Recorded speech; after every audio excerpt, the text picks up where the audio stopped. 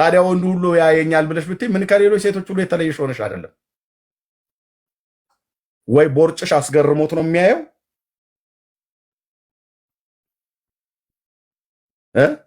ወይ ደግሞ የለበሽው ሱሪና የሰውነትሽ ቅርጽ ስለሳበውም ነው ወይ ስለደበረውም ነው ያየሽ? እንዳሰሚያት ክርስትና ማለት የሰውነት ቅርጽ ማሳያ ቦታ አይደለም። ምን አልክ ኤርሚያስ? ክርስትና ቤተክርስቲያን የሴቶችም የወንዶችም ቅርጽ ማሳያ ቦታ አይደለም። አናደድኳችሁ? ክብር ለመድኃኔዓለም ይሁን። እጨምራለሁ። ክርስትና ወይ ክርስቲያንነት የወንዶች የሴቶች ቦርጭና ምንድነው የሆድንትና ቅርጽ ማሳያ ቦታ አይደለም። የትኛውም ቦታ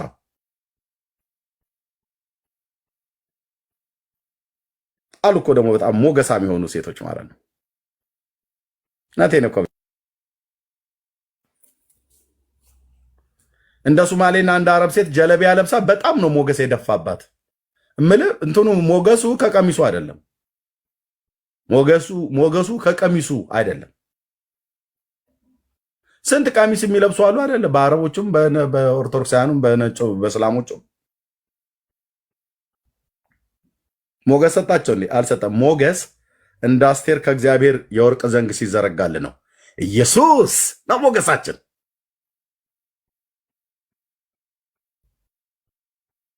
ሞገሳችን ኢየሱስ ነው። ስለዚህ ቀሚሱን እንዳታወልቅ። መድኃኔዓለምን ነው እኮ የምልሸትዬ እንዳታወልቅ። ብዙዎቹ ቀሚሳቸውን አውልቀው ሌላ ልብስ ለብሰው እናስ መንፈሳዊ ድንግልናቸውን ሁሉ አውልቀዋል።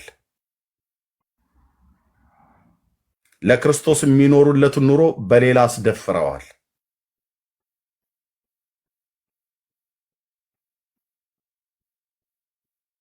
እስቲ ቅድስና ለእግዚአብሔር እያላችሁ ጻፉ ወንድሞች እናቶች። ቅድስና ለእግዚአብሔር ማለት ለክርስቶስ ተለይቶ መኖር ማለት ነው። በቃ ትርጉሙ ይሄ ነው። ለክርስቶስ ተለይቶ መኖር።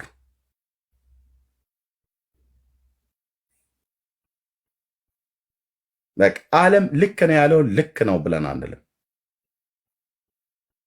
ዓለም ያጸደቀውን አናጸድቅም። ለዓለም አናቀነቅንም። እኛ የክርስቶስ ነን። እኛ የክርስቶስ ነን። በቃ እህቴ አንቺ እኮ የኢየሱስ ነሽ። አንተ እኮ የኢየሱስ ነህ። እኔ እኮ የመንፈስ ቅዱስ ማደሪያው ቤተ ትልቁ እግዚአብሔር በአንቺ ውስጥ ይኖራል። እህትዬ በአንተ ውስጥ ይኖራል። ወንድሜ በእኔ ውስጥ ይኖራል። አዎ የተደመደመ በአራት ነጥብ የተዘጋ መራራ እውነትና ሀቅ ነው። ይኖራል አንተ ውስጥ ወንድሜ። አንተ ውስጥ እኮ ጌታ እየኖረ ነው። አውራው ቁጭ ስትል ሶፋ ላይ አባዬ ብለህ ጥራው። በእውነት አባ ብለህ ጥራው። ስትተኛ አልጋ ላይ፣ ስትነሳ አልጋ ላይ፣ ስትበላ፣ ስትጠጣ፣ መኪናም ስትነዳ፣ በእግርም ስትሄድ፣ ወክ ስታደርግ፣ ሰዎች ቁጭ ብለው የሆነ ቦታ ላይ እያወሩ እያሉ የማይመለከት ከሆነ ቁጭ ብለህ የእነሱን ወሬ አትስማ። እዛ ቁጭ ብለህ የእነሱን ወሬ አትስማ። ብትቀመጥም ተቀመጥ፣ ታቸው ሳትሄድ የእነሱን ጆሮ እዛ ሆኜ እኔ አንዳንዴ እዛው ስራቸው ቁጭ ብዬ እነሱ እያወሩ እኔ እዛው ስራቸው ነኝ ያለሁትኝ። እኔ ንግግሬን ከአባቴ ጋር ቀጥላለሁ። ክብር ለታላቁ ለስም ይሁን። አንደበቴ አይንቀሳቀስም፣ እንደ ሐናም አይንቀሳቀስም። በመንፈሳችሁ ስንት ሰዎች ትጸልያላችሁ? አፋችሁ ሳይንቀሳቀስ ውስጣችሁ።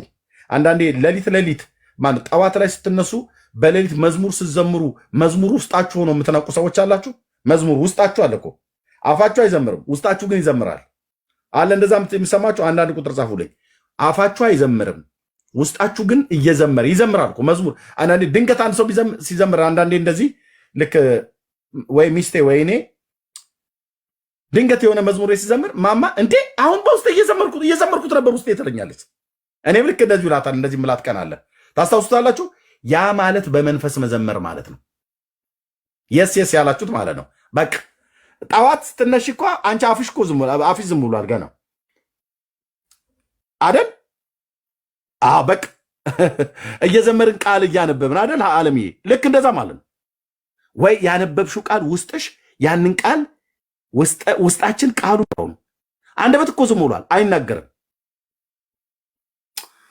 ኦ ማይ ጋድ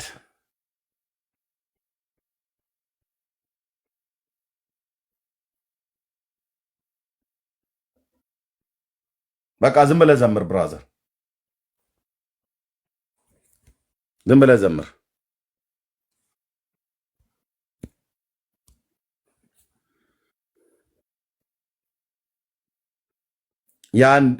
ያንን ቀጥል እና እዛው ከጓደኞቼ ጋር ቁጭ ብዬ ውስጤ ወይ ይዘምራል ወይ ጸልያለሁ። እነሱ እያወሩ ነው እና አንዳንዴ ኤርሚ ሰምታል ወስ ነው ብዬ እዛ ቁጭ ብዬ እኮ እንዲህ የት ሄደህ ነበር ይላሉ። በቃ የት ሄደህ ነበር ከተባለ በነገር በወሬ ባሉባልታ በምን በተንኮል ጭልጥ ብለን ከምንሄድ የእግዚአብሔርን ቃል እያሰላሰልን ወይ እየዘመርን እየተናገርን ብሎ እኮ አልሰማሁም ስል አልሰማሁትም ብለህ ብትል ይሻላል። አንዳንዴ ቁጭ ብለን ከጓደኞቻችን ጋር ወይ ከሰዎች ጋር የሚናገሩት ነገር በጣም እንትን ይላል፣ ይደብራል።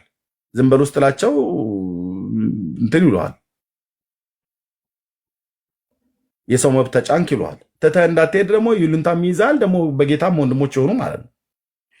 ነገሩ ግን እየገበዛ ግን ከመጣ እኔ ፊት ለፊት ነው የምናገረው። አይ እንዲህ አይነት ነገር አትናገሩ፣ ካልሆነ እኔን አትጥሩኝ ነው ብዬ የምለው። በቃ እንዳትጠሩኝ። ከኔ ጋር ከተገናኘ መንፈሳዊ ነገር ነው የምናወራው። ገላትያ፣ ኤፌሶን ወይ በአገሩም ጉዳይ ከሆነ እናወራለን። ስለ ምድራዊ ነገርም ራሱ ካወራን እናወራለን። ከእግዚአብሔር ቃል ያራቀ በእግዚአብሔር ቃል ግን የታረቀ ማለት ነው። እና ወንድሞቼ እናቶቼ ብዙዎች ወደ መዳን ተጠርተዋል።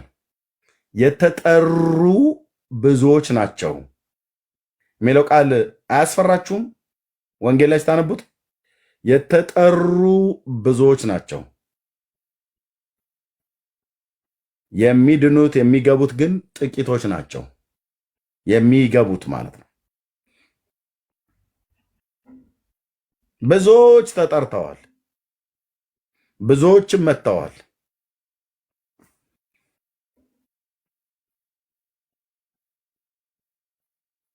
ትናንትና እኮ እዚሁ ወንድምነት እኮ ሲሉን የነበሩ ሰዎች ናቸው በቤታችን ተቀብለን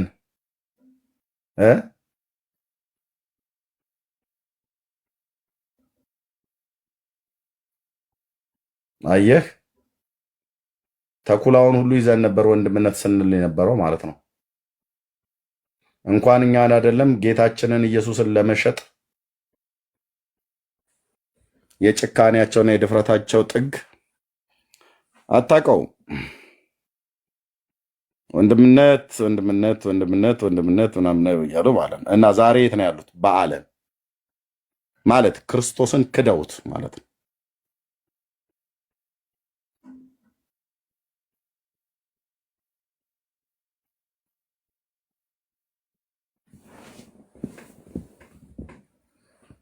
ከኛ አልፈው መንፈስ ቅዱስን ሲሳደቡ ነበር። ታው ብለን ስንነግራቸው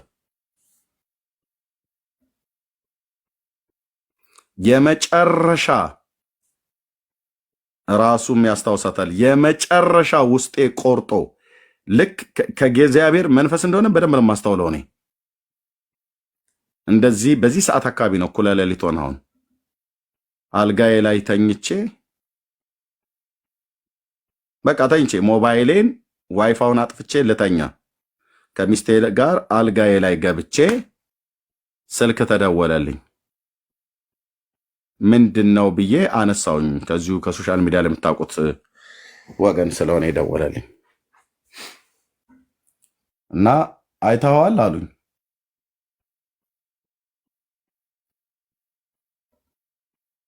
አይ አላየሁትም እያልኳቸው ስለማን ነበር የሚነግሩኝ? ስለተመስገን ማለት ነው። ምንድን ነው በምን በሚል ነው የገባሁት ብዬላቸዋለሁ። መንፈስ ቅዱስ የሚባለው በጴንጤዎች የተሞላሁት የተሳሳተ ነው፣ እውነተኛ መሆኑን አላቅምና ኑ ንገሩኝ። እኔ አሁን በልሳን እጸልያለሁ፣ የምጸልየው ልሳን እውነት ይሁን አይሁን አላቅም ብሎ ቪዲዮ ስላለ ማለት ነው። ቤት ከፍቶ ያኔ ወንድምነት ይለናል እኛን እና ሞባይሌን አንስቼ በሌላ አካውንት ሳየው ቁጭ ብለውልሃል እነ ጋዲሳ ምናምን ነገር እየሳቆች እሺ ተብዬ እሺ ይላሉ። እሱ እዚህ እኛን ወንድምነት ይልሃል። እና ገብቼ ሳየው በልሳን ላይ ይቀልዳል፣ በመንፈስ ቅዱስ የጸጋ ስጦታ ላይ ይቀልዳል።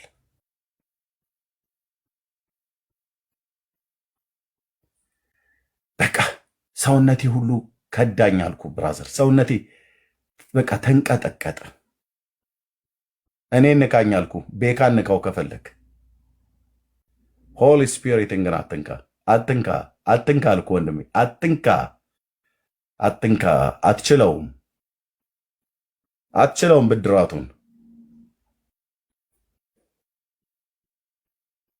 እና በቃ በጣም ተንቀጠቀጥኩኝ። መግባት አልፈለግኩም። በዋና አካውንቴ በስልክ ቀጥታ ደወልኩለት። አነሳው። ምን እያደረክ ነው አልኩት። ምን እየሆነ ነው? ምንድን ነው እየሰማሁት ያለው አልኩት።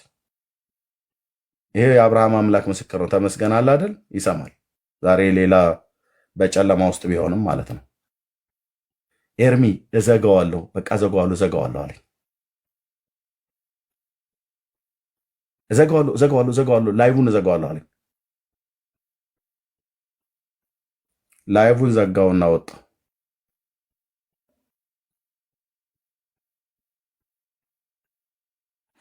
ከዛስ ብዙም አልቆየ።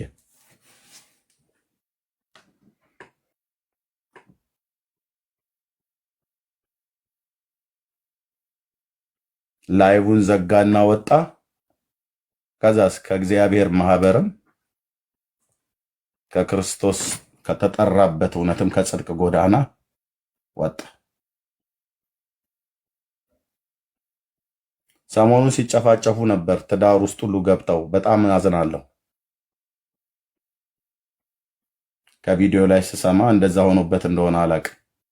ትዳሩን ሁሉ ፈታ ብለዋሉ።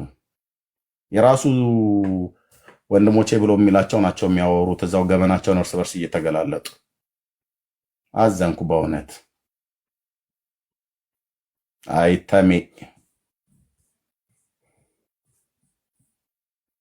አዘንኩ በእውነት ወንድሞቼ እናቶቼ። እውነት እዛ ቪዲዮ ላይ እንደሰማሁት ትዳሩ ፈርሶ ከሆነ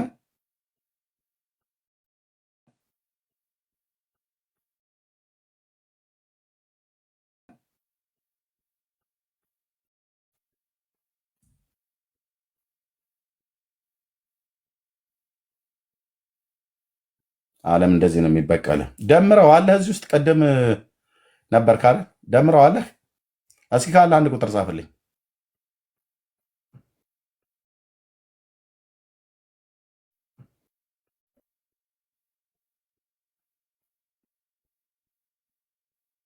አለ ካለ አንድ ቁጥር ጻፍልኝ።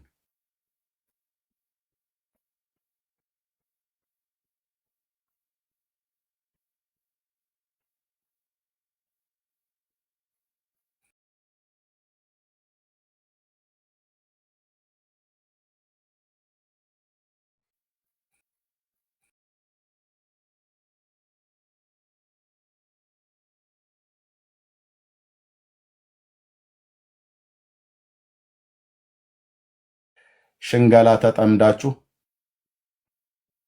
ለዘላለም እንዳጠፉ ነገሩ አብ ካልሳበው በቀር ወደ እኔ የሚመጣ የለም ብሏልና ብዙዎች አብ ይሳባቸው ራሳቸው ተስበው ይምጡ። የምናውቀው ነገር የለም። ከበጎቹ ጋር ተቀላቅለው የእግዚአብሔር መንጋ ቅዱስ ሕዝብ መስለው ይታያሉ። ንጋትና ጥራት እያደር ነው ይላል እና ወንድሞች እናቶቼ ማንም የፈለገ ብሎ ቢል እንትን እንዳትሉ። ታውት ቢኖር ልነግረው ነበር እንዴት እያደረገው እንዳለ እየሰማን እያየን ስለሆነ ማለት ነው። መብቱ ነው። እናንተ ግን ወንድሞቼ እናቶቼ በዚህ ቃል ልጨርስ። እናንተ ግን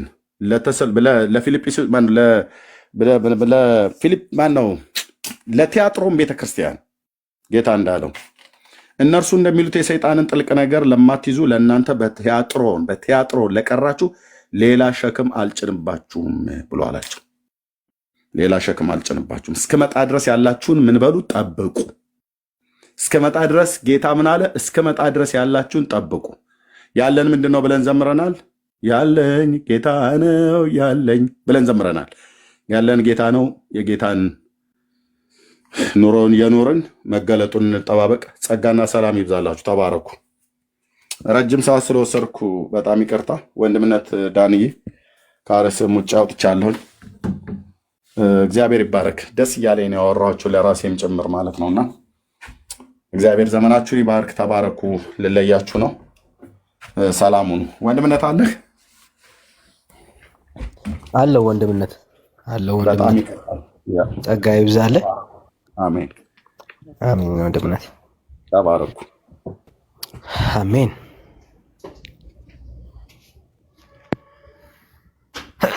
ሶሪ እረፍት አድርግተኛ። እሺ ሌላ ኦርቶዶክስ አይኖር ይሆን? ወደ ሀሳባችን ላይ እንመለስ እስቲ። ትንሽ ሀሳባችን ላይ እንቆይ።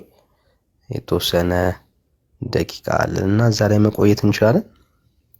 ጌታ ይባረክ።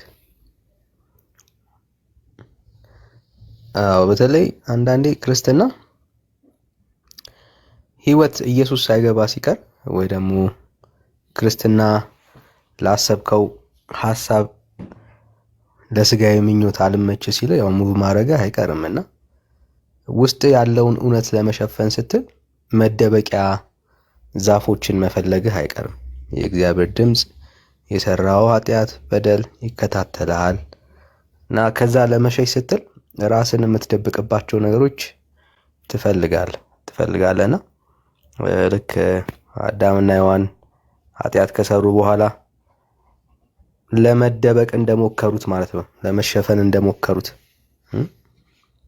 እና የሆነ የራስን ያንን እርቃንህን ለመሸፈን ቅጠልም ቢሆን ምንም ማገልደማ አይቀርም እና አሁን ለዘመናት እንኳን እኛ አይደለንም ራሳቸው መጽሐፍ ቅዱሳዊ የሆነ ማስረጃ ያላገኙበትን ትምህርት እያነሳ ያንን ትምህርት መጽሐፍ ቅዱሳዊ ለማድረግ የምትሞክረው ምንም ማስረጃ እንደሌለ ያውቀዋል ውስጥ። ግን ላንተ ነውር ለዛ ለሚከስ ነገር ለሱ የሚሆን መከለያ ለማዘጋጀት ነው ጥረት የምታደርገውና በጣም ጌታ ይድረስላችሁ እንላለን። ይድረስላችሁ። እግዚአብሔር የምህረት አምላክ ነው። የሆነ ቀን ትመለሳለህ። እግዚአብሔር ይረዳ ይሆናል። እንደው ድንገት ጌታ እንግዲህ የቀጠራት ቀን ወደ አንተ ካልመጣች ወይ ደግሞ ጌታ ራሱ ካልመጣ የምህረት እጁ በጣም ሰፊ ነውና እግዚአብሔር ይቀበልሃል። ግን ሰይጣን ግን ዝም ብሎ አያስተናግድህም። ያው ታወራርዳለህ። በደንብ ነው የምታወራርደውና ይበቀልሃል። ምንድነው ለምታጣው ነገር ላይኖር ይችላል። በብር በምናምን እያልን አይደለም። ከህልውናው እንደመታጣት እኮ ያለ ኪሳራ የለም አይደል? ላማኝ ከእግዚአብሔር ህልውና እንደመታጣት ያለ ኪሳራ አለ? የለም እኮ ወገኖች። ከእግዚአብሔር ህልውና እንደመጥፋት ያለ ኪሳራ የለም። የኪሳሮች ሁሉ ኪሳራ እኮ ከጌታ ህልውና መታጣት ነው። የእግዚአብሔርን አብሮነት አይደለ? ይሄንን ስሜት እኮ የተቀበልነውን የልጅነት ስፒሪት ሉዝ ማድረግን የመሰለ ቅጣት የለምና ያ አንድ ቀን ይገባቸዋልና ወንጌል ይቀጥላል።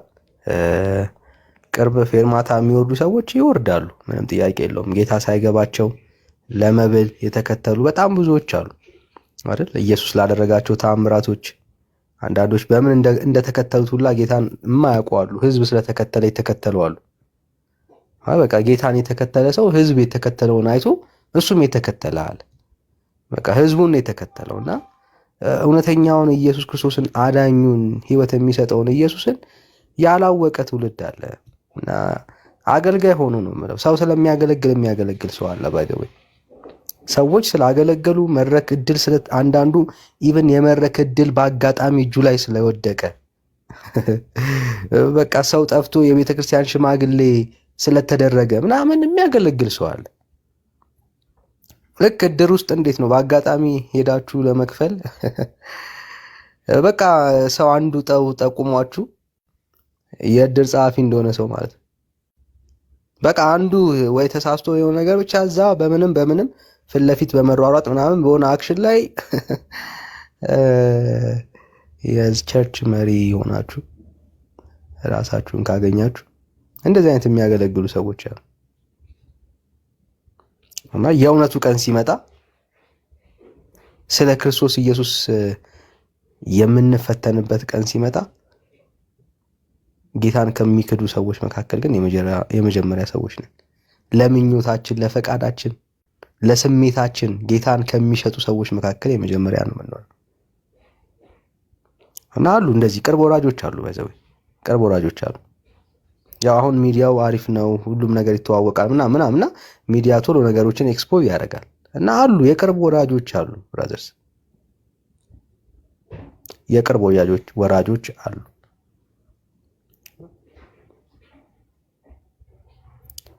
ለኛ ግን መጠለያችን እግዚአብሔር ነው። እና ብራዘርስ ዘመንን አትጨርስ። ብትክደው አንተ ነህ የምትጎዳው አይደል? አንተ ነህ የምትጎዳው። ብትተወው አንተ ነህ የምትጎዳው። ለጌታ ክብር የምታመጣው የምትጨምረው 5 ሳንቲም የለም። ራስህን የምትጎዳው።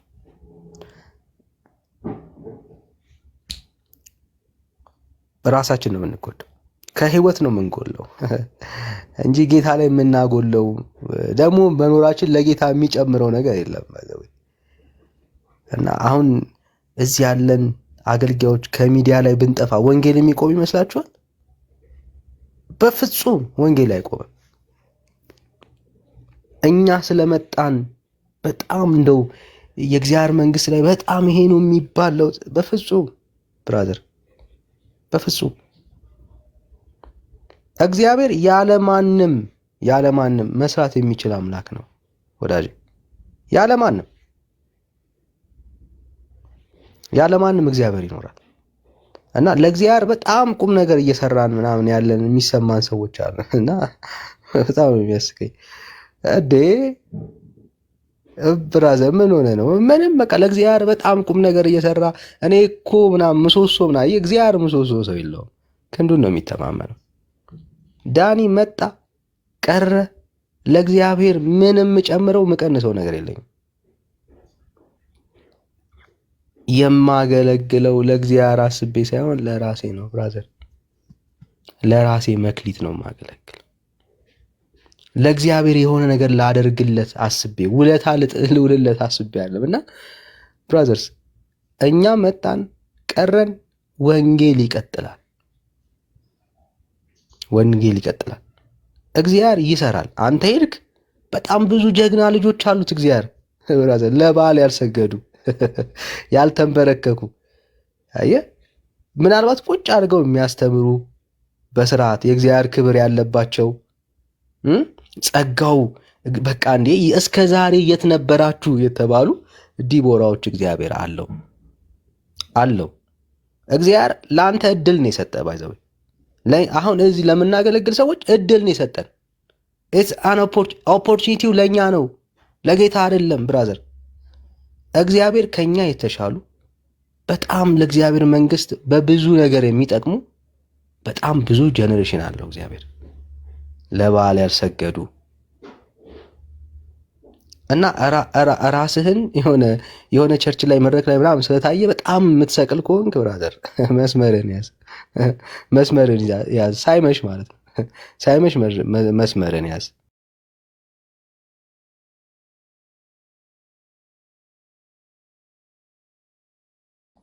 እና ለምነን በቃ ተለማምጠን ምናምን ብራዘር የምናቆየው ማለት እኔ ማንም ተለማምጦ ሊያቆየኝ አይችልም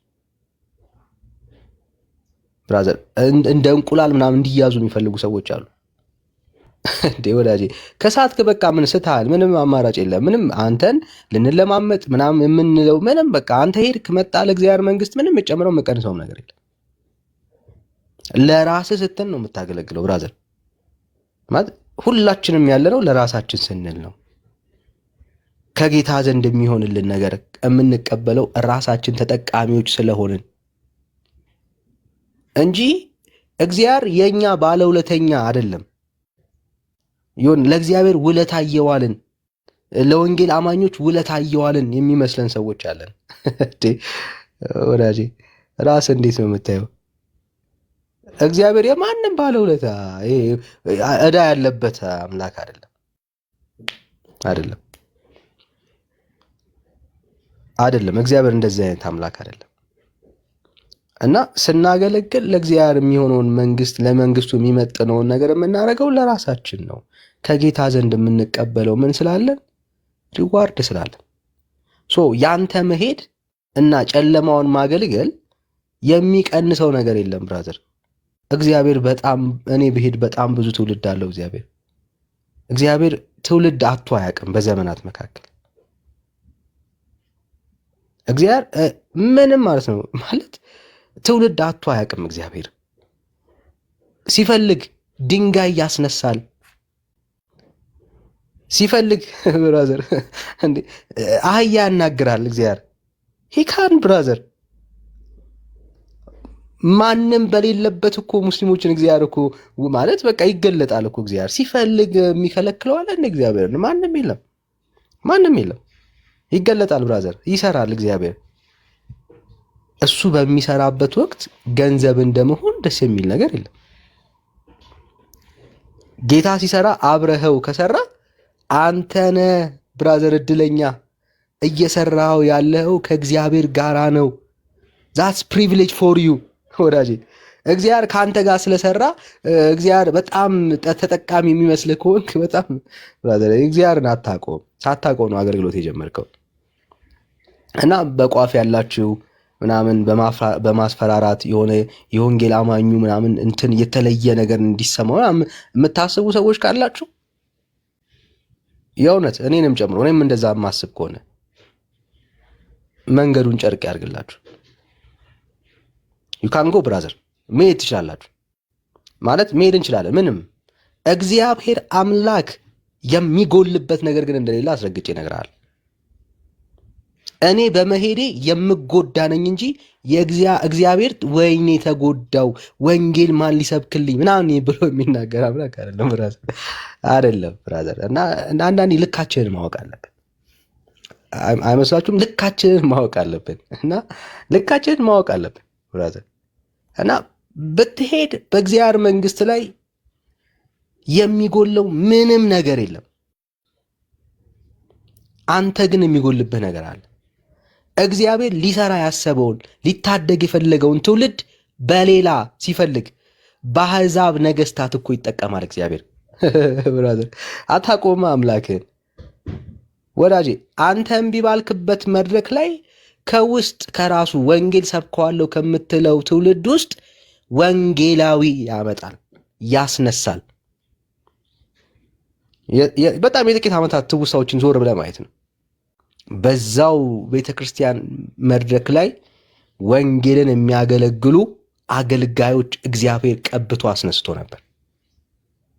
በጉባኤዎቻቸው መካከል ወንጌል ሲናገሩ አጋንንት የሚጮህ ብራዘር፣ በሽተኞች የሚፈወሱ የድሮ ትዝታ አይደለም። በአሁን በቅርብ በጣም በጥቂት በጣት የሚቆጠሩ ዓመታት በፊት ማለት ነው። እግዚአብሔር ይችላል። አየህ አንተ እምቢ ያልከውን ነገር እግዚአብሔር በራሱ ማለት ነው ቆሙን ሳይጥል ቀሚሱን ሳይጥል ከበሮውን ሳይጥል በወንጌል እውነት ትውልዱን እግዚአብሔር ያስነሳል። ክብር ለጌታ ይሁን። የሚከለክለው ማን ነው? እግዚአብሔርን የሚከለክለው ማን ነው? በዚህ ቤተ እምነት ውስጥ ገብተህ አንተ አትሰራም ብሎ ሊያግደው የሚችለው ማን ነው? እግዚአብሔርን ማንም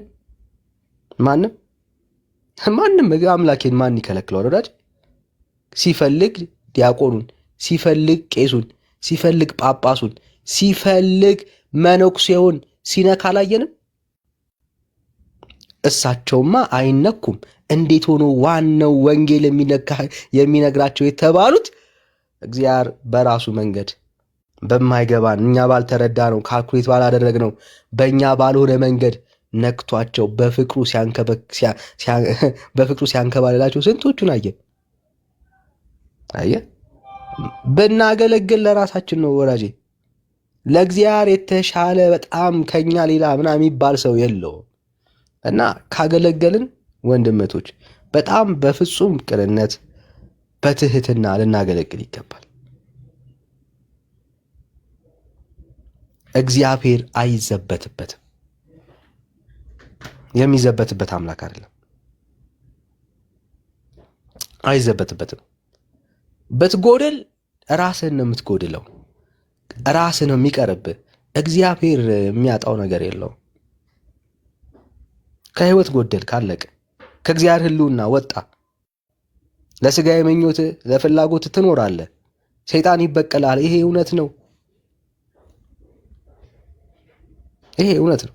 ከዛ ውጭ ግን ሌላ የሚመጣ ታሪክ ግን የለም። እና ለምን? እግዚአብሔር ሉዓላዊ አምላክ ነው። በማንንም ተማምኖ ማንንም ተስፋ አድርጎ ብራዘር አጀንዳውን አይጀምርም። የገዛ ክንዱን ተማምኖ ነው እግዚአብሔር ሲጠራ ሲጀምር የጠራንም ታማኝ አድርጎ ስለቆጠረን ነው እንጂ ታማኝ ስለሆነን አይደለም። ባይዘው እና ሶ ጋይስ ማንም ቢመጣ ማንም ቢሄድ አንድ ነገር ይገባናል።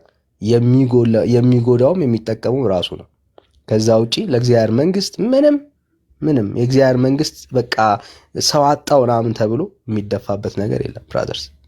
እና የመዝጊያው በቃ ምንም ይሄ ግልጽ ነው። ራሱን ከመጉዳት በስተቀር ማንም የሚጠቅመው የሚጎዳውም ነገር የለም። ወንጌል ግን ይቀጥላል። እግዚአብሔር ትውልድ አለው። እግዚአብሔር ትውልድ ያስነሳል። ጌታ ይጠቀማል አይደል? እግዚአብሔር አለው፣ ትውልድ አለው። ዳኒ ቢሄድ ብዙ ዳንኤሎች አሉት። ማናችንም እዚህ የምናገለግል ሰዎች ጥረግ ብለን ብንሄድ እግዚአብሔር ትውልድ አለው። እግዚአብሔር ትውልድ አለው። እንደውም እኛ በመሄዳችን የሚመጣ ሌላ የተሻለ ትውልድ አለ አምናለሁ። እግዚአብሔር የተሻለ ትውልድ አለው። በጽድቅ በቅድስና እግዚአብሔርን በመፍራት ለዚህ ትውልድ የሚመጥን ትውልድ አለው እግዚአብሔር። እኛን ደካሞች የመረጠው የእሱን ታላቅነት ኃይሉን ለማሳየት ነው እንጂ ከሁሉ የተሻለና ብርቱ ስለሆነን አይደለም። ባይዘው አይደለም ማለት እግዚአብሔር በቃ በደካሞች እንደሚሰራ ማሳያዎች ነን እኛ። በብርቱ ማለት እግዚአብሔር በደካሞች እዚህ ግቡ በማይባሉ ክሬዲት ሊወስዱ በማይችሉ ሰዎች እግዚአብሔር መስራቱን ማሳያ ነን። በእውቀት በጥበብ በጣም እጅግ የተሻሉ ኃያላን አሉ። እግዚአብሔር ለምን እንዳልመረጠ እግዚአብሔር እሱ ነው የሚያውቀው። የሚገባን ግን እኛ ከድካማችን በስተቀር ይሄ ነው የምንለው አንዳች ነገር ግን የለንም። ይሄ ልንጠራው ይሄ እኮ ይሄን ነገሬን እኮ አይቶ ነው የምንለው ነገር የለንም። ምናገለግለው ወተን የምንናገረው የምንሰብከው እግዚአብሔር በእኛ በደካሞች የሚሰራ አምላክ መሆኑን ያሳይ ዘንድ ሕያው ምስክሮች ነን። ኃጢአተኛውን በደለኛውን ያንን ደካማውን ሰው እግዚአብሔር አንስቶ መጠቀም እንደሚችል የምህረቱ ማሳያ የምህረቱ መገለጫ ዕቃዎች ነን እኛ። we are brothers። እና አንዳንዴ ጌታን እንደዛ ማሰብ የለብንም። እግዚአብሔር ቀን አውጥቶልን አይደል ሱፍ መቀየር ስንችል፣ መኪና መቀየር ስንችል፣ የሆኑ ነገሮች ማድረግ ስንጀምር ብራዘርስ ትላንትናችንን ማሰብ መቻል አለብን። ወርዝ አድርገን አይደለም። በእግዚአብሔር መንግስት ውስጥ ያደረግነው ነገር በጣም ወርዝ አድርጎ አይደለም። አሁን ያገኘናቸው ነገሮች ስለሚገባን አይደለም። ባይዘው እንደዛ የሚያስብ ሰው አለ።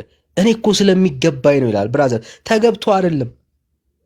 እግዚአብሔር ስለማረ ምህረትን ስላደረገልህ በቸርነቱ ስለጎበኘ ታማኝ አድርጎ ስለቆጠረ ነው እንጂ ከሰራነውና ካደረግነው ነው ይልቅ እኮ ያጠፋነውና የምናጠፋው ነገር ብዙ ነው አይደል? ግን እግዚአብሔር መሐሪ ስለሆነ ነው። እግዚአብሔር ቸር ስለሆነ ነው። ያነሳን ትላንትናን ብራዘር ከዛች መንደር ያወጣን ያንን ሰፈር ዞር ብለህ አስበው። በሚቀያየሩ ቀናቶች የማይቀያየረውን እግዚአብሔርን አትቀይሩት። ቀናቶች ይቀያየራሉ፣ ሁኔታዎች ይቀያየራሉ፣ ግን የማይቀያየር እግዚአብሔር አለ። ትላንትና ያነሳ ከውድቀት እሱ ነው ብራዘር። ዛሬ ቀኖች ቢቀያየሩ በተቀያየረ ነገር ውስጥ የተቀያየረ ነገር የሰጠ እሱ ነው። የትኛው? የማይለዋወጠው የማይቀየረው እግዚአብሔር። ዛሬ ነገሮች ቢያምሩ፣ ቢሳካ፣ ጥሩ ብትሆን፣ መልካም ነገር ውስጥ ብትገኝ ይሄ ነገር ውስጥ እንድትገባ ያደረገ እግዚአብሔር ነው። አየህ፣ ተስፋ በቆረጥክበት ባዘንክበት ምን ይሻለኛል ባልክበት ሞመንት ላይ መጥቶ ነው እግዚአብሔር አምላክ ታሪክህን የለወጠው፣ ኑሮውን ያስተካከለው። ክብር ለጌታ ይሁን እና ወገኖች ይህን ጌታ መከተል፣ ለዚህ ጌታ መኖር እንዴት ደስ የሚል ጌታ ነው። አባት እንወድሃለን፣ የእውነት ጌታ እንገዛልሃለን። ጸጋን አብዛልን፣ እርዳን፣ አቅሙ ነን፣ ጉልበቱ ነን። ድካማችንን እግዚአብሔር አባትና አምላኬ በጸጋ በብርታት በኃይል እግዚአብሔር ሆይ አድስ። ቤተክርስቲያን ትናንት ከነበረችበት የበለጠ የልጅህን መልክ የምትመስልበት አቅምና ጉልበት ታግኝ። ወንጌል ትላንት ከሮጠው በላይ መሮጥ የሚችልበት ለዚህ መንግስት የሚመጥኑ አገልጋዮች ከትላንት ይልቅ ዛሬ እግዚአብሔር አባትና አምላኬ እንድታስነሳ መንግስትህን የሚመጥኑ አባቴ ሆይ ለክብር የሚቆሙ የአንተነት የምህረት ማሳያዎች በክርስቶስ ኢየሱስ ስም ይነሱ። እግዚአብሔር ሆይ ዲቦራዎች፣ መነሳት የሚገባቸው የዘገዩ ሰዎች በክርስቶስ ኢየሱስ ስም ይፍጠኑ። ኃያላን ይነሱ።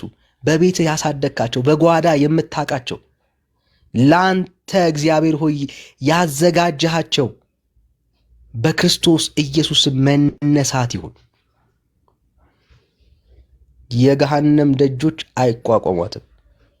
አባትና አምላኬ ሆይ በእኛ ስንፍና በእኛ ከንቱ በሆነ እግዚአብሔር ሆይ ምልልስ ያንተ መንግስት እንዳይሰደብ ለጥቅማችን ለህይወታችን እግዚአብሔር ለፍላጎታችን ስንኖር መንግስትህን እንዳናስነቅፍ ልዑል እግዚአብሔር አባትና አምላኬ ሆይ መነሳት የሚገባቸው ወንድም እህቶች፣ ጌታ ሆይ እናቶች፣ አባቶች፣ እግዚአብሔር ሆይ ልጆች በኢየሱስ ክርስቶስ ስም ይነሱ። ለመንግስትህ የሚሮጡ ከዚህ በላይ ያንተ ክንድ፣ ያንተ ኃይል፣ ያንተ አብሮነት የሚገለጥባቸው አገልጋዮች በክርስቶስ ኢየሱስ ስም መነሳት ይሁን፣ መምጣት ይሁን። እግዚአብሔር ሆይ በጌታ በኢየሱስ ስም እንለምናለን። ደግሞ ለመንግስት ማንጠቅም ጌታ ሆይ ከመጥቀም ይልቅ እንቅፋት የሆንን ሰዎች ካለን አባቴ ሆይ በተሻለ መልኩ እግዚአብሔር ሆይ መነሳት እንዲሆንላቸው ጸልያለሁ። ከቦታቸው እንቅፋት የሆንን ሰዎች ካለን ጌታ ሆይ በቃ ለመንግስት ማንጠቅም አንተን ምናሰድብ እግዚአብሔር ሆይ ሰዎች ከሆንን እንነሳ፣ ከቦታችን እንነሳ። ጌታ ሆይ ጉዳዩ ስለ ዳኒ አይደለም። ጉዳዩ እዚህ ስላለን ስለ ሰዎች አይደለም። ስለ እኔ ክብር አይደለም ብራዘር። ጉዳዩ የአንተ መንግስት ጉዳይ ነው። ለአንተ ክብር የማንጠቅም ሰዎች ካለን እግዚአብሔር አባትና አምላኬ በሚጠቅሙ መልካም በሆኑ አቅም ባላ አንተ ጸጋህን ባበዛህላቸው በክርስቶስ ኢየሱስም በእነኛ ሰዎች እግዚአብሔር ሆይ ቦታውን እግዚአብሔር ሆይ ተካ። እኛ እያለን አባቴ ሆይ በመንፈሳዊ ድንዝዝና ውስጥ ያለ ሰው ካለ አገልጋይ ካለ እግዚአብሔር ሆይ ይነሱ ሳሙኤሎች እግዚአብሔር አባትና አምላኬ ሪል እግዚአብሔር ሆይ ያንተን ህልውና ሴንስ የሚያደርጉ ለመንግስት ሴንሲቲቭ የሆኑ እግዚአብሔር ሆይ ለክብራቸው ለራሳቸው ማንነት ለጥቅማቸው ያልቆሙ ያንተ ድምፅ ገና አዲስ የሆነባቸው የሚናፍቁ እግዚአብሔር ሆይ ስለሚጠፋው ነፍስ ግድ የሚላቸው በምድራችን ላይ እንዲህ አይነት ድንቅ አገልጋዮች እግዚአብሔር ሆይ ይነሱ። መታደስ ይሁን፣ ሪቫይቫል ይነሳ በምድራችን ላይ። ይህን ስለምታደርግ እናመሰግናለን። አንተ ድንቅ አምላክ ነህ። ያንተ መሆን በቃ መታደል ነው። እግዚአብሔር አባትና አምላኬ ሆይ ክብር በሰማይ በምድር ላንተ እንሰጣለን፣ እንወድሃለን። በኢየሱስ ክርስቶስ ስምና ስልጣን ጸለይን፣ አሜን።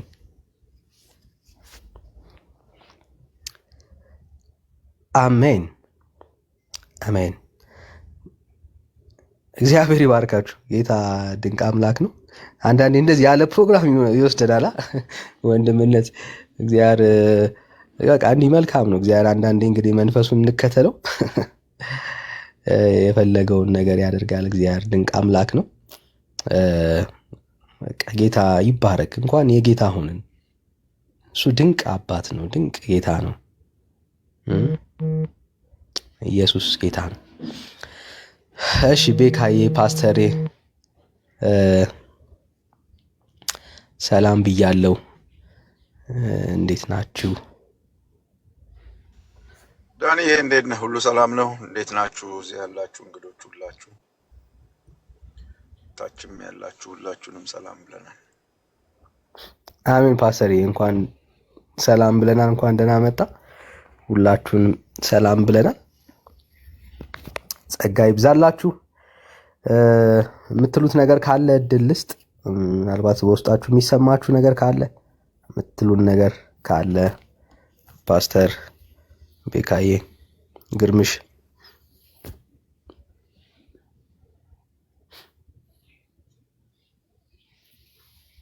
ፓስተር ለአንተ እንስጥ ቅድሚያ። አይ ምንም አልልም። ያው ርዕስን አይቼ ነው የገባሁት። ሚስጥራት ያድናሉ ብለሃል። ደግሞ እነማን ናቸው ብዬ ነው የመጣሁት። ሚስጥር አለ ወይ ደግሞ ምንድን ነው ሚስጥሩ ብዬ ነው። መጽሐፍ ቅዱስ ሚስጥር የነበረ ነገር ተገልጧል ብለዋል። አንድ ሌላ ሚስጥር አለ፣ እሱም የጌታ መምጣት እና የሙታን ትንሣኤ ነው። ሌላ ምን ምስጢር አለ? እንግዲህ ሚስጥራት አለ ወይ እያልክ ነው። እስቲ ትነግረኛለህ። ምንድን ነው ያድናሉ ወይ? እነማን ናቸው እነዚህ ሚስጥራት? በኋላ እናወራለን። እሺ ፓስተር፣ ብዙ ሚስጥር አለን እኮ እኛ በሚስጥር የተሞላንን እና ትብታብ ለምን እንደምንወድ አይገባኝም። እኔ እግዜሩ ነገሩን አቅልሎት ይሄው በቃ በዚህ ዳኑ ብሎ ምስጢር ስንጥር ምናምን ማለት ለምን እንደምንወድ ግራ ይገባኛል። ምንም ምስጢር የለም። በቃ ምስጢር የነበረው ነገር ቅዱስ ቃሉ እንደሚናገር አሕዛብ ከአይሁድ ጋር እግዚአብሔር መንግስት የመውረሳቸው ጉዳይ ከትውልድ ከዘመናት ተሰውሮ ነበር። በኋላ በቃ ገለጠው እግዚአብሔር አለ ጳውሎስ። አበቃ። የምን ምስጢር ነው? ከየት ነው ያመጡት? ምን የምን ምስጢር ነው? እስቲ እንገሩን ምስጢሩ ምን እንደሆነ፣ የት ጋር ምስጢር እንደሆነ ደግሞ ይነግሩናል። እናያለን፣ እናወራለን። እሺ ፓስተሬ። እሺ ግርምሼ፣ ረጅም ሰዓት ዝም ብላልና ሀሳብ ካለ እንስማ። ኦርቶዶክሳውያን መግባት ትችላላችሁ፣ መነጋገር እንችላለንና ኦርቶዶክሳውያን ካላችሁ አንድ ቁጥር ጻፉልኝ ማስገባት እንድችል ማለት ነው። ኦኬ ዳንኤ ተባረክ። ኤርሚ በጣም ብዙ ተማርን። በዚህ ዝም ብለን አይደለም የቆየነው፣ በጣም ተመችቶናል። ፓስተር ታሬ ደግሞ በዚህ ስላየን በጣም ደስ ብሎናል። ዌልካም ብለናል ፓስተርዬ፣ በጣም እንወድሃለን። ጌታ ኢየሱስ ዳንኤ ይባርክ። በተለይ ይሄ ፕሬየር ፓርቱ የጸለይከው ጸሎት በእውነት ጌታ መንፈስ ቅዱስ እንደው አሳስቦህ ነው የጸለይከው ብዬ ነው ማስበውና አንዳንዴ ልንጸልይላቸው ይገባል ብዬ አስባለሁ። ለብዙዎቹ በተለይ ብዙ ነገር ህሊናቸውን የጋረደባቸው እንደዛ አይነት ሰዎች ያው መጽሐፍ ቅዱስ ላይም ስላለ ይሄ እውነት እንደዚህ አይነት ሰዎች እንግዲህ የተለያዩ አይነት ሰዎች ቤተክርስቲያን ውስጥ አሉ። የዛሬዋ ቤተክርስቲያን ውስጥ ብዙ አይነት ሰዎች አሉና ለነዚህ ሰዎች እነዚህን ሰዎች ይዞ በእግዚአብሔር ፊት ማቅረቡ ጥሩ ነው ብዬ አስባለሁ። እንደው ምናልባት እዚህኛው ፕላትፎርም ላይ እንደው ላናደርገው እንችላለን፣ ግን በቤታችን ስለ እንደነዚህ አይነት ሰዎች ደግሞ መጸለይ መቻል አለብን እና እነዛ በዮሐንስ ምዕራፍ 6 የዮሐንስ ወንጌል ምዕራፍ 6 ከቁጥር 67 አይ ቲንክ እዛ አካባቢ ላይ ጌታ ኢየሱስ ክርስቶስ ለ12ቱ እናንተስ መሄድ ትፈልጋላችሁ ወይ ብሎ ሲላቸው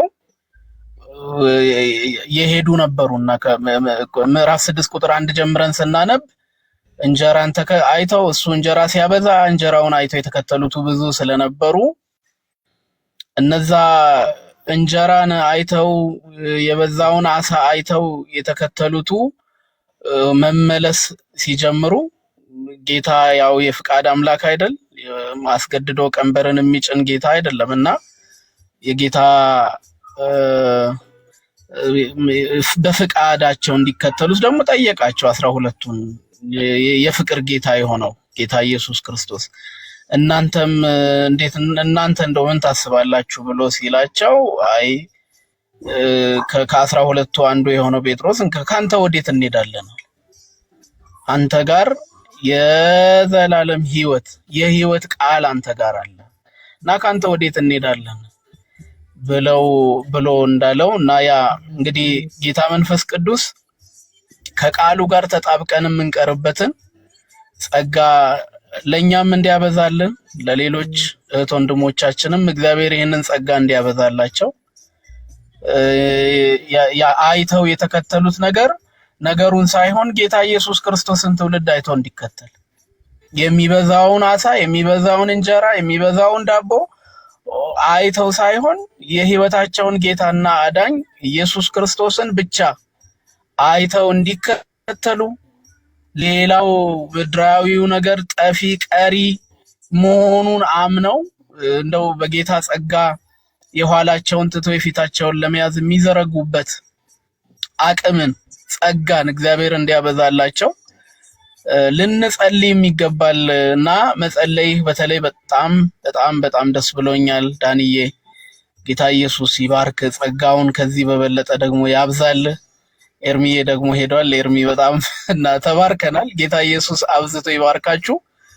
ከዚህ ባሻገር ግን በዚህ በተለጠፈው ርዕስ እንወያያለን የምትሉ ኦርቶዶክሳውያን እህት ወንድሞቻችን ካላችሁ ቁጥር እየጻፋችሁ ገስት ገብታችሁ መወያየት ትችላላችሁ። ቅዱሳን እህት ወንድሞቻችን ደግሞ ቤቱን የዳኒን ቤት በጣም ኮፒ ሊንክ ሼር መደረግ አለበት። ሜምበር ያልሆናችሁ ሜምበር መሆን አለባችሁ። እቺ ከዳኒ የወንድሜ ዳኒ ፕሮፋይል ፊት ለፊት ላይ የልብ ምልክት 2 ቁጥር ያላት የልብ ምልክት ያላት አይነት እሷን ስትነኩ የሜምበርሺፕ ሪኩዌስት ይሰጣችኋል። ከዛ ያቺን የልብ ቅርጽ ስትነኩ ሜምበር ትሆናላችሁ። ኖቲፊኬሽናችሁን ኦን ላይ አድርጉ። ዳኒ ሁሌ ላይቭ ሲገባ ወዲያው ልታገኙ ትችላላችሁ። ሶ እንዲህ በማድረግ ቤቱን ኮፒ ሊንክ ሼር ታፕ በማድረግ ይሄንን አገልግሎት ደግሞ እንድንደግፍ ከወንድሞቻችን አገልጋዮች ጋራ ደግሞ እንድንቆም አብረናቸው ወንጌልን እንድንሰራ ይሄንን የምስራች የክርስቶስን ወንጌል አብረን ደግሞ ተግተን እንድንሰራ በዚህ አጋጣሚ ጥሬን አቀርባለሁ። በጣም ወዳችኋለሁ፣ አከብራችኋለሁ። የጌታ ሰላምና ጸጋ ይብዛላችሁ። ተባረኩ። አሜን። ግርምሼ ተባረክ፣ ጸጋ ይብዛልህ። እሺ መድፈኛው። አቤት ዳኒ፣ እንዴት ነህ? ደህና ነኝ እግዚአብሔር ይመስገን። ሁሉ ሰላም፣ ሁሉ ሰላም፣ ሁሉ ሰላም ዳኒ። አለን። ዛሬ የሚያድኑ ሚስጥራት አሉ።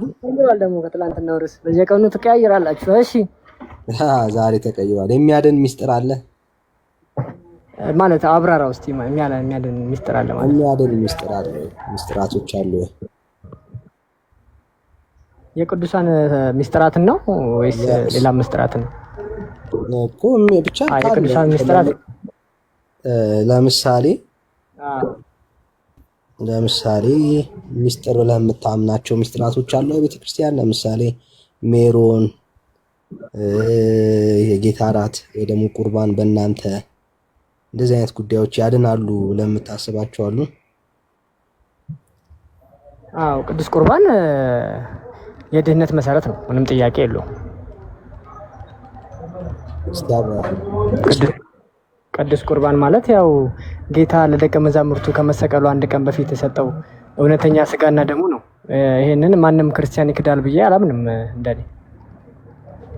ያ ደግሞ የመጨረሻው ላስት ሰፐር ነው መሰለኝ የሚባለው።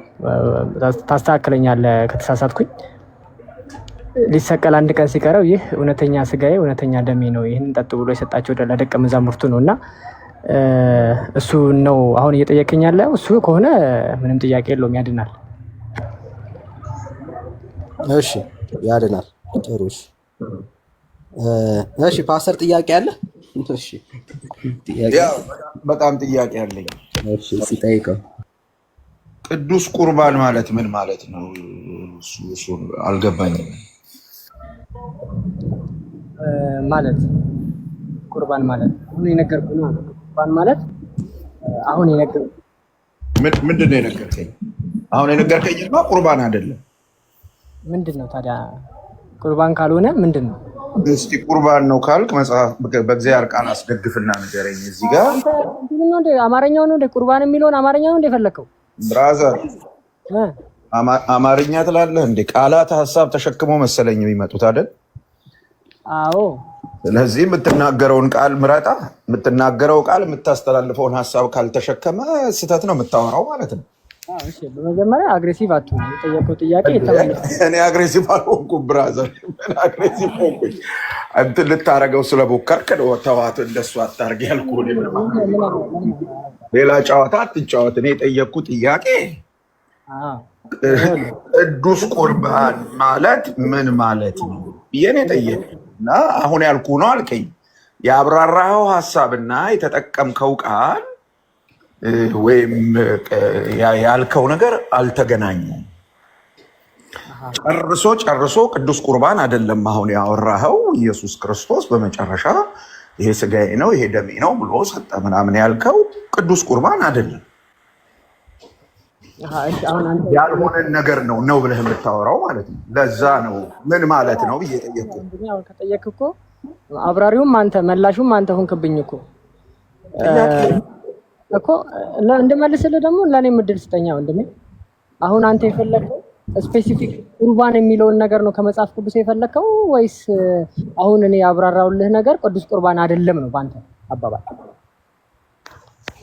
እኔ የፈለግኩት ያወራኸውና ያነሳኸው የመጽሐፍ ቅዱስ ክፍልና ቅዱስ ቁርባን ብለህ ያልከው ነገር አይገናኝም። ስለዚህ ቅዱስ ቁርባን ስትል ምን ማለትህ ነው እየጠየቁ። ግልጽ ነው? አዎ።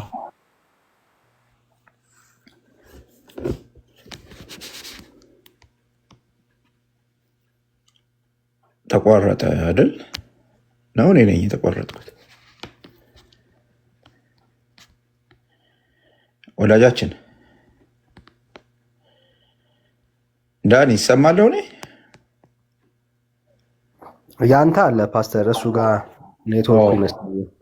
ኔትወርኩ ሄዶበት ነው። ወጣ ወጣ። ኔትወርክ አስቸግሮት ይሆናል። እና ቅዱስ ቁርባን አይደለም ነው እኛ እያልኩ ያለሁት። እንግዲህ መጽሐፉ የሚለውን ነገር ማለት ተገቢ ነው። የእኛን ሀሳብ አምጥተን ከዛ መጽሐፉ የሚለው በደንብ አለ።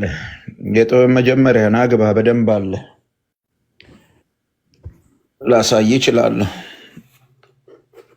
መጽሐፉ የሚለው እሱን ነው። በደንብ አለ። ቅዱስ ቃሉ የሚለው እሱን ስለሆነ እሱን ላወራ እችላለሁ። ናግባ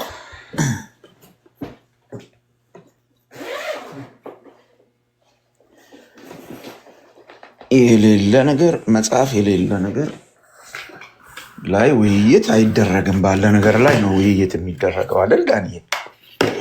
እውነት ነው ፓስተር፣ ልክ ነህ። በተለይ በመጽሐፍ ቅዱስ የምናወራ ከሆነ የሌለን ነገር እንትን ነው ምናምን ነው እና ደግሞ የጌታ እራትም ሚስጥር አይደለም። መጽሐፍ ቅዱስ ሚስጥር ነው አላለም። ሚስጥር ነው ብሎ ከሆነ ያሳዩናል። ወዳጃችን በዛው አትሄድ እንጂ ኔትወርክ አስተካክለና።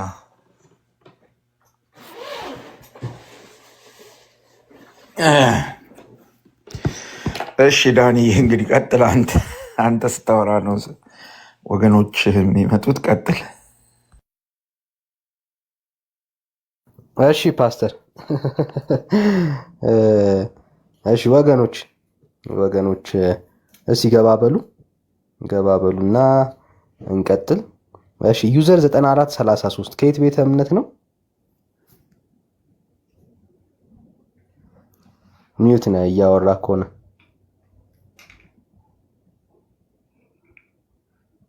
ዩዘር 9433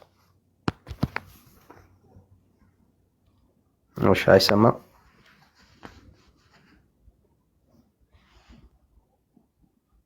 እሺ ፌዝ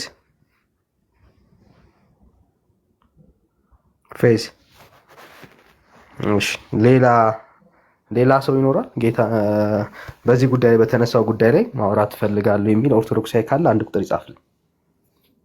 አላችሁ ኦርቶዶክሳውያን ሚስጥራትን በተመለከተ ሀሳብ መስጠት የሚችል ኦርቶዶክሳዊ?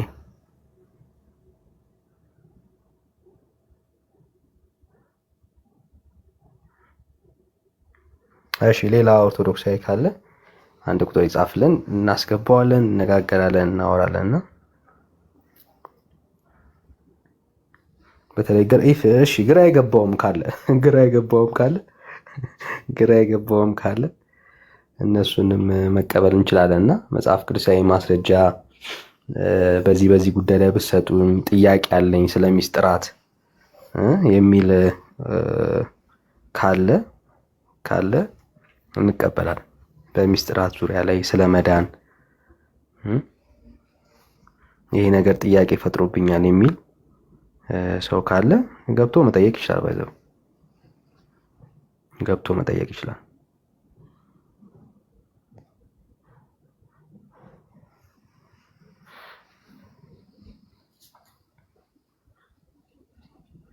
እሺ አላችሁ እንደዚህ አይነት ወገኖች?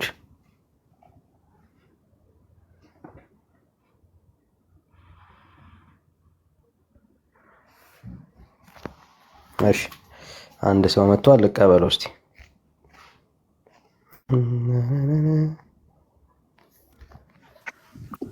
እሺ አትፍረድ። ሰላም እንደምን አላችሁ? በቸሩ መድኃኔዓለም ስም ሰላም ብያለሁ። ሰላምታን ተቀብለናል። ከየት ቤተ እምነት ነህ? ኦርቶዶክስ ተዋህዶ ሃይማኖት። እሺ በጣም ጥሩ። እሺ ፓስተርን እስቲ ተቀበለው። ፓስተር ተቀበለው እስቲ። እሺ ወዳጄ እንዴት ነህ? ሰላም ነህ? አዎ በቸሩ መድኃኔዓለም በጣም ደህና ነኝ። ርዕሱን አይተዋል አይደል? ሚስጥራት ያድናሉ ይላል። አዎ ግን የምን ሚስጥራት ነው? እኔ እስከማውቀው ድረስ እግዚአብሔር ምንም ሚስጥር አድርጎ የሰጠን ነገር የለም። ሁሉም ግልጥ አድርጎ ነው የሰጠን እና አርስቱን ለምን እንዳመጣችሁት አልገባኝም። ወይስ እንደ አዲስ እንደ ሚስጥር አድርጋችሁ ልትገልጡልኝ እንደሆነ አላወቅኩኝም። ለዚህ ነው የመጣሁት። እኔ ያልተገለጠ ሚስጥር የለኝም። እንዴ እንጃ ግራ ገብቶኝ ግራም አልገብቶኝ ሳይሆን ምንድን ነው ሀሳቡ አልገባኝም አባባላችሁ። ለዚህ ነው አባባላችን። እንግዲህ ያው ቅድም አንተ ከኦርቶዶክስ ቤተ እምነት ነው የመጣሁት ብለህናል። በቤተ እምነትህ ውስጥ ሚስጥራት ተብለው የሚታወቁ ትምህርቶች እንዳሉ ታውቃለህ አይደል? ነው የሉም? አታውቃቸውም? እንደ ጠቅለል ባለ መንገዱ አውቃለሁ። ምንም ውስጡን እንደ መናገር ለእናንተ ማስረዳትን ባልችልም አምኜበት የምኖርበት ብሎ አለ ማለት ነው። እንደዚህ ለእናንተ ጋር መሟገትበት ባይሆንም ለራሴ የምለው አለኝ። እናንተ ጋር እንደዚህ በዝርዝር የማናገረው ማለት ነው፣ መናገር የማልፈልገው። እሱ ጋር ሳንደርስ ወይ ሙግቱ ጋር ሳንደርስ አሁን ጥያቄው ግልጽ እንዲሆንልህ ስለፈለግኩ ጥያቄው ምን ማለት ነው ስላልክ ነው አሁን እየነገርኩ ያለሁት። እነዛ ሚስጥራቶች አሉ አይደል? ሚስጥራት ተብለው ጥያቄ 8ኛ ጥያቄ እሺ ጠይቀኝ። በጣም ብዙ ጥያቄ ስላለኝ ነው። ያው በቃ በውስጥ ጠይቀኝ። በቃ በውስጥ ጠይቀኝ። በቃ ፎሎ አድርገኝና ፎሎ አድርገኝ። እሺ ፎሎ አድርገኝና ስልክን አስቀምጥ። እኔ ከዚህ ከላይቭ እንደወጣው እያንዳንዷን ጥያቄህን ይኸው በቅዱሳን ፊት ቃል እገባልሃለሁ፣ ጽፌ እመልስልሃለሁ። እስቲ አድርገኛል እንዴ? አያስከፍልም። አድርገኝ፣ ተው አድርገኝ። አረኩ እኮ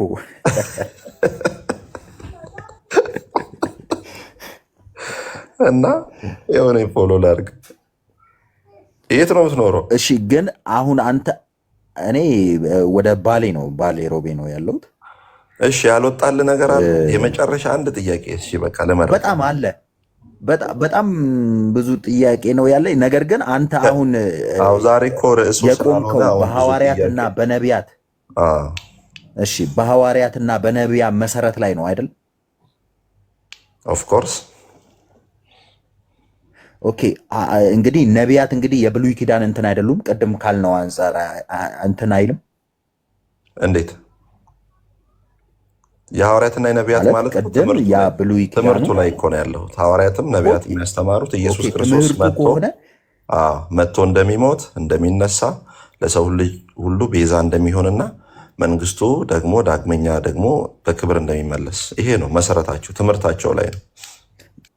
ያንን የነቢያቱን ትምህርት በብሉይ ኪዳን ብቀበለው ነኝ ያንን የነቢያቱን ትምህርት በብሉይ ኪዳን ብቀበለው ከአብርሃም ወገን እሆን ነበር። ትምህርቱን በመቀበል የአብርሃም ወገን አትሆንም። የአብርሃም ወገን ሰው የሚሆነው በመገረዝ ነው፣ አይሁዳዊ በመሆን ነው። ትምህርቱን ብትቀበልም አትድንም።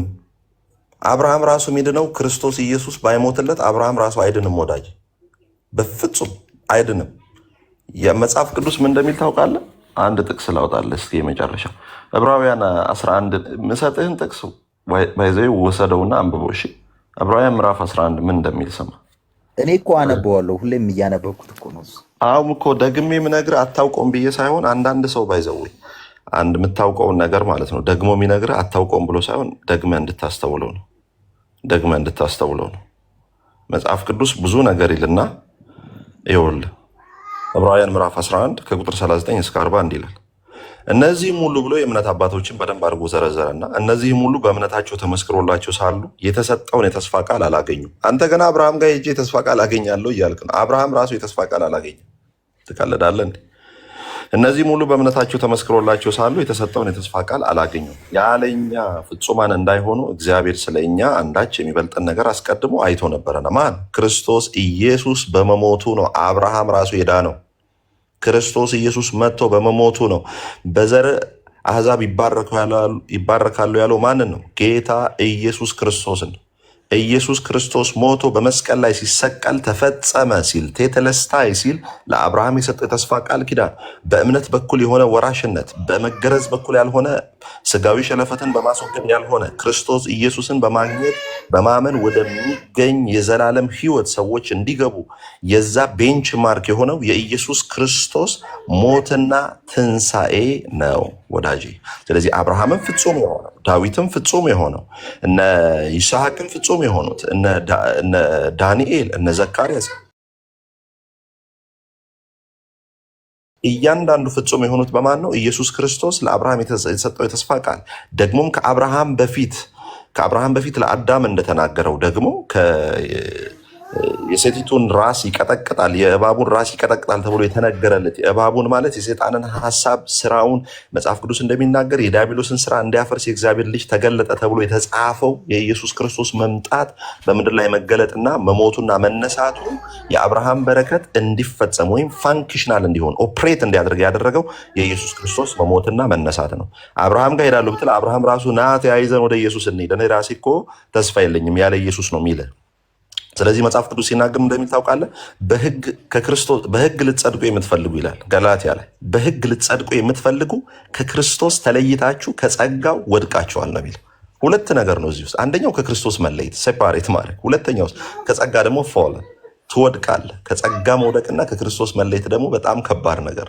ስለዚህ ከክርስቶስ እንዳትለይ ከጸጋው እንዳትወድቅ አብርሃም ራሱ ተስፋዬ ብሎ የመዳኛውን የመጽደቂያ የመጨረሻ ቤንች ማርክ የሆነውን ክርስቶስ ኢየሱስን በእርሱ ሞትና ትንሣኤ የተካፈለው ህይወት እንጂ በአብርሃም በኩል ጽድቅ የለም፣ በይስሐቅ በኩል ጽድቅ የለም። እነርሱ ለሱ በእምነታቸው ይሄ ሁሉ ነገር ተመስክሮላቸው የተስፋን ቃል አላገኙም ይላል። የተስፋ ቃል የሰጠው የታመነ ነው የሚል የተስፋን ቃል የሰጠን እግዚአብሔር አብ መጽሐፍ ቅዱስ እንደሚናገረው ሰው ሁሉ ክርስቶስ ኢየሱስን በማመን ወደሚገኝ ህይወት እንዲገባ ነው። ወንድሜ ወደ አይሁድ ህግ ሄዳሉ ብትል ራሱ አይሁድ ሰንበትን አክብር የሚለው ብቻ ሰንበትን አክብር የሚለው ትእዛዝ ብቻውን ማለት ነው 40 ታልሙድ አለ። 40 ታልሙድ ማለት እንደሆነ ታውቃለህ? ቶራ የሚባለው አለ። ቶራ ማለት 613ቱ ህጎች ናቸው። ያ ቶራ ደግሞ አንዱ ቶራ ራሱ ሲፈታ ወደ ታልሙድ ይፈታል። ታልሙድ የሚለውን ወግ ይለዋል። ለዛ ነው የእግዚአብሔርን ቃል ለወጋችሁ ስትሉ ትሽራላችሁ የሚለው ዕብራይስጥ ለታልሙድ ስትሉ ትሽራላችሁ ነው ይላል። ይገርም። አንዱ ሰንበትን አክብር የሚለው 40 ታልሙድ አለ። ከ40 ታልሙድ ውስጥ አንዱ ሊፍት እንኳን በእጃቸው አይነኩ፣ በሰንበት ቀን ከሚስቶቻቸው ጋር አይተኙም፣ ቢዝነስ ዲል አያደርጉም፣ ስራ አይሰሩም። 40 ትእዛዝ ነው የሚፈጽሙት በሰንበት ብቻ ማለት ነው። ስለዚህ እንኳን አህዛብ እስራኤላውያን ራሱ ህግን ለመጠበቅ አልቻሉም። ለምንድን ነው? ኢሳያስ ራሱ እንዲህ ያለ ጥንቁቅ የሆነ ነቢያት በፖርሽን ረጅሙን የትንቢት ፖርሽን የተናገረውና ጃይንት ፕሮፌት ወይም አበይት ነቢያት ከሆኑት ውስጥ አንዱ ኢሳያስ ራሱ ጽድቃችን የመርገም ጨርቅ ነው አለ። እሱ ጽድቃችን የመርገም ጨርቅ ካለ እኛ ታዲያ የት ወደ አብርሃም እንመለስ የምንለው? አብርሃም ራሱ አልቻለም እንዴ? ወደ አጋር ጋር ገባ እኮ ወደቀ። አብርሃም መስዋዕትን ሲያቀርብ እኮ አብሮ ከእግዚአብሔር ጋር በመስዋዕቱ መካከል አላለፈም። ለምን? አብርሃም መስዋዕቱን ቢያቀርብም እንኳን ድንገት ሊስትና ሊወድቅ እንደሚችል እግዚአብሔር ስላወቀ አብርሃም ሲተኛ በመስዋዕቱ መካከል አለፈ። ለምን? አብርሃምና እግዚአብሔር በመስዋዕቱ መካከል ቢያልፉ ምን ማለት እንደሆነ ታውቃለህ? እኔ አብርሃም ለዚህ ህግ እግዚአብሔር ወይ ባልገዛ ለዚህ ህግ ባልገዛ እንደዚህ መስዋዕት ልሰንጠቅ ብሎ ነው የሚያልፈው። አብርሃም ግን ከተኛ በኋላ እግዚአብሔር መጣ። ለምን? መሀል ላይ አብርሃም አጋር ጋር ገብቶ እስማኤል እንደሚወልድ ያውቃል። በኋላ ሄዶ እስማኤል ጋር ሲገባ ኪዳን የገባው አይደል? ይሄንን ኪዳን ካፈረስኩ እንደዚህ ልሰንጠቅ ብሏል። ሄዶ እስማኤልን ሲወልድ እንደሚሰነጠቅ ስለሚያውቅ እግዚአብሔር ስለራራለት አብርሃም በተኛ ጊዜ ራሱ ብቻውን በመስዋዕቱ መካከል አለፈ። አብርሃም ራሱ እንደ ተስፋው ቃል ወይም እግዚአብሔር እንደሰጠው እንደ ተስፋ ቃል አልኖርም። የተስፋውን ቃል ጠብቆ ተስፋውን የፈጸመው እግዚአብሔር። ስለዚህ ማናችንም ህግን በመፈጸም አንድንም። ለምን? በኦርቶዶክስ ላይ እንደምታውቀው በሐልዮ በነቢብና በገቢር ይባላል። በማሰብ በመናገርና በማድረግ ከሴት ጋር ሄደን ላንተኛ እንችላለን፣ በሀሳባችን እናስባለን። ህጉ የዛን ይጥለናል ወዳጄ። ማን ሊድን ይችላል በህጉ ፊት? ክፉ አለማሰብ መጽሐፍ ቅዱስ አይዶ ነው ለህይወት እየጠቀመ እንደሆነ እኔ አሁንም ህጉ ያድነኛል፣ ህጉ ይጠቅመኛል ምናምን አይደለም። አሁን ያልከው ነገር እንዳለ ትክክል ነው። ሁሉም ነገር የተጠቀለለው በክርስቶስ እንደሆነ በደንብ ነው ምናምነው። ቤተክርስቲያንም ይሄንን በደንብ አስተምራናለች። ነገር ግን ምንድነው መሰለ እያንዳንዱን ይሄ መሰረተ ቢስ የሆነ አካሄድ የለም። ሁሉም ነገር መሰረት አለው። ይሄ ለምሳሌ ብሉይ ላይ የነበረው ነገር ለአዲስ ኪዳኑ ጥላ ነው። ይሄኛው በዚህ ይሄኛው በዚህ ብለን ተምረናል። ያንን የተማርነውን ነገር ደግሞ ይዘን እንሄዳለን። ስለዚህ ይሄ የህፃናት የጥምቀቱ ስነስርዓትም ወይንም ደግሞ እኔ በህፃንነቴ ከእግዚአብሔር ወገን ነኝ ብዬ የመጠመቄ ዋናው ምክንያትም ይሄ ነው። ይህም ምክንያት ደግሞ በደንብ አምኜ ተቀብየዋለሁ። ነገር ግን አንተ እንትን እላለሁ ምትል ከሆነ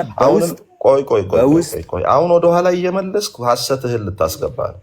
እኛ በሐዋርያትና በነቢያት መሰረት ላይ ታነጽ ነው። ብሉይ ኪዳን ለአዲስ ኪዳን ጥላ ነው፣ ታይፖሎጂ ነው፣ ጥላ ነው። ብሉይ ኪዳን አዲስ ኪዳን የብሉይ ኪዳን መገለጥ ነው። የትኛው ላይ ነው አንተ ታዲያ የህፃናት 40 እና 80 ቀናት ምቆ የሚለው? የለም አልከኝ ወንድሜ። የለም ካልከኝ በኋላ ለምንድን ነው የምትጨምረው? ለምን ተዋሻል?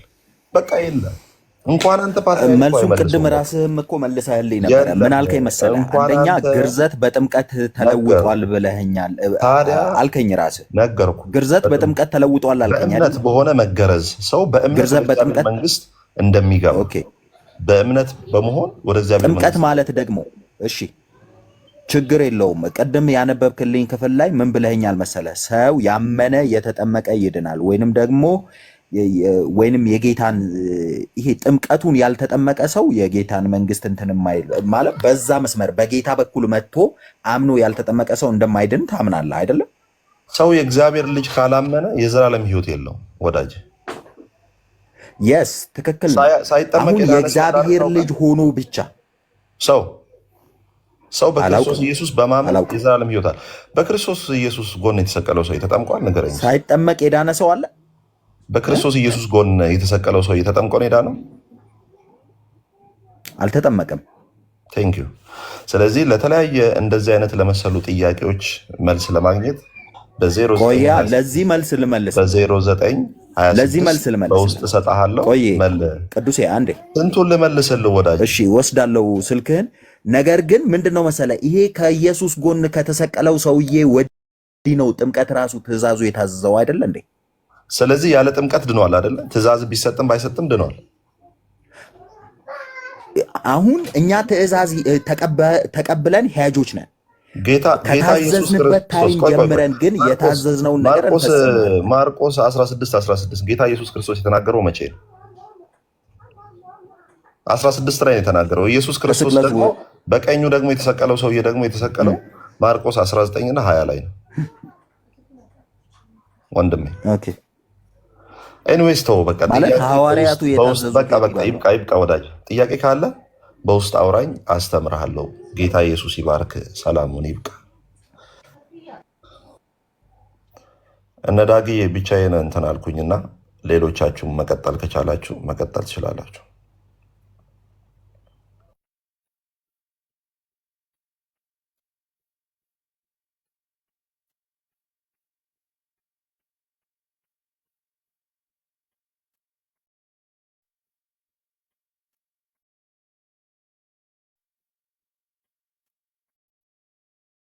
የውሃ ጥምቀት ቀረ ማለት ነው። አምኗል፣ ተሰቅሏል፣ የደም ጥምቀት ተጠምቋል። ና እስቲ ፎሎ እንደራረግ። ናና ግባ። የደም ጥምቀትም አለ። ኦርቶዶክስ ቤት ስንት ጥምቀት ነው ያለው? የደም ጥምቀት፣ የጠላ ጥምቀት፣ ስንት ጥምቀት ነው ያለው? እስቲ እንጠይቀው። የደም ጥምቀት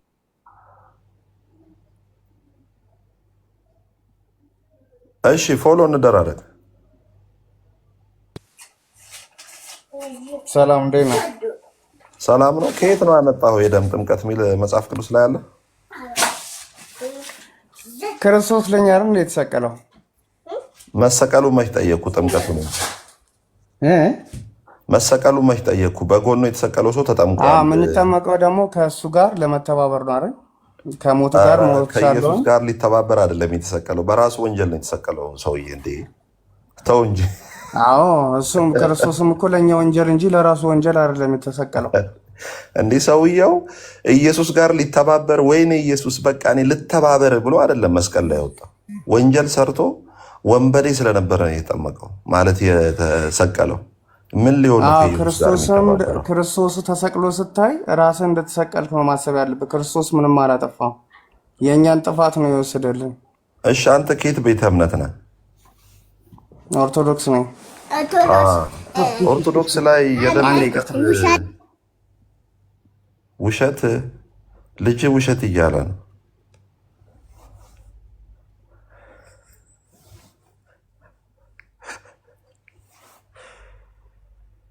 ፎሎ እንደራረግ።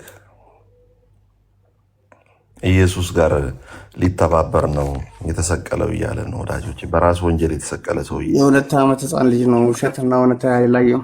የ2 ዓመት ህፃን በደንብ አድርጎ ትልቅ ሰው ሲዋሽ። ኤኒዌይስ አንተ በስንት ቀን ነው የተጠመቀው? በ40 ቀን። በ40 ቀን ምን አምነህ ነው የተጠመቀው? አይ ቤተሰቦቼ ናቸው ያመኑልኝ። ቤተሰባችሁ በማመኑ እናንተ ትድናላችሁ የሚል መጽሐፍ ቅዱስ ማስረጃ አለ። አንደኛ ቆሮንቶስ ምዕራፍ 7 ቁጥር 14 ድረስ ያንብቡ። ኦኬ ቤተሰቦች ሲያምኑ እናንተ ትድናላችሁ። እሺ ላውጣ። በውክልና እምነት ትድናላችሁ። አንደኛ ቆሮንቶስ ስንት ነው? 7:14 7:14 ቴንክ ዩ።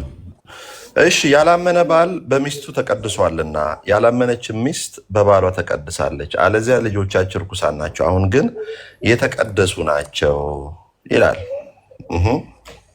ይሄ አሁን ስለ ዝሙት የተነገረ ሀሳብ እንጂ ስለ ጥምቀት የተነገረ አይደለም። ከዝሙት ነው የሚቀድሰው ማለት ነው። አዎ ስለ ዝሙት ህፃን ልጅ ይዘሙታል ማለት ነው። አንድ ሰላም ነው ወዳጅ፣ ደህና ነው። ስለ ጋብቻ የተሰጠ መመሪያ ከሆነ ከላይ ጀምሮ ላንበብል ስለ ጋብቻ ብዙ ነገር ዛሬ ተካቷል አይደል? ቆይ ይኸው ከሁለት ጀምሮ ላንበብል። ነገር ግን ስለ ዝሙት ጠንቅ በደም ከአንድ ጀምሮ እንደውም ላንበብል። ስለ ጻፋችሁልኝስ ነገር ከሴት ጋር አለመገናኘት ለሰው መልካም ነው። ነገር ግን ስለ ዝሙት ጠንቅ እያንዳንዱ ለራሱ ሚስት ትኑረው፣ ለእያንዳንዱ ደግሞ ለራሷ ባል ይኖራል። ባል ለሚስቱ የሚገባትን ያደርግላት፣ እንደዚሁም ደግሞ ሚስት ለባሏ። ሚስት በገዛ ስጋዋ ላይ ስልጣን የላትም፣ ስልጣን ለባሏ ነው እንጂ። እንዲሁም ደግሞ ባል በገዛ ስጋው ላይ ስልጣን የለውም፣ ስልጣን ለሚስቱ ነው እንጂ። ለጸሎት ተጉ ዘንድ ተስማምታችሁ ለጊዜው ካልሆነ በቀር እርስ በርሳችሁ አትከላከሉ። ራሳችሁን ስላለመግዛት ሰይጣን እንዳይፈታተናችሁ ደግሞ አብራችሁ ሆኑ። ዳሩ ግን ይህ እንደ ፍቃድ እላለሁ እንጂ እንደ ትእዛዝ አይደለም። ሰው ሁሉ እንደኔ እንዲሆን እወዳለሁና፣ እንዳያገባ ማለት ነው። እንደኔ እንዲሆን ዝሙት ለአገልግሎትም እንዲመቸው። ነገር ግን እያንዳንዱ ከእግዚአብሔር ለራሱ የጸጋ ስጦታ አለው፣ እንደዚሁ ደግሞ ሁለተኛው እንደዚያው። ላላገቡና ለመበለቶች ግን እላለሁ እንደኔ ቢኖሩ መልካም ነው። ስለ ምኞት ከመቃጠል መጋባት ይሻላልና።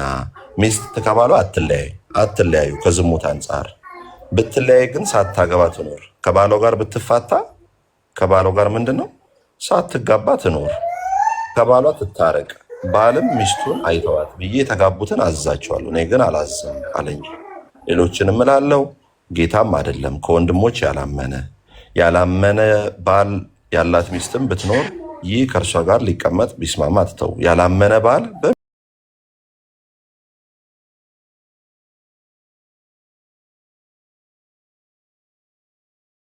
ሚስቱ ምን ያደርጓል ስለሚል ሀሳብ እንጂ ስለ ጥምቀት የሚያወራ ሀሳብ አይደለም። ኮንቴክስት ኢዝ ዘ ኪንግ ይባላል። አውድ ንጉስ ነው ይባላል። እና አውድም ሆነ አንዳንዴ መጽሐፍ ቅዱስ ስታነብ ከላይ ከታችን ብታነብ ጥሩ ነው። አውዱ ስለ ባልና ሚስት ነው። ስለ ባልና ስለ ሚስት፣ ስለ ዝሙት ህፃናት ደግሞ እዚህ ጋር ተጠቀሱ። ህፃናት የተጠቀሱት አንዲት ሴት ከልጆቿ ከባሏ ውጭ ሄዳ ብትሆን እነዛ እርኩስ ናቸው።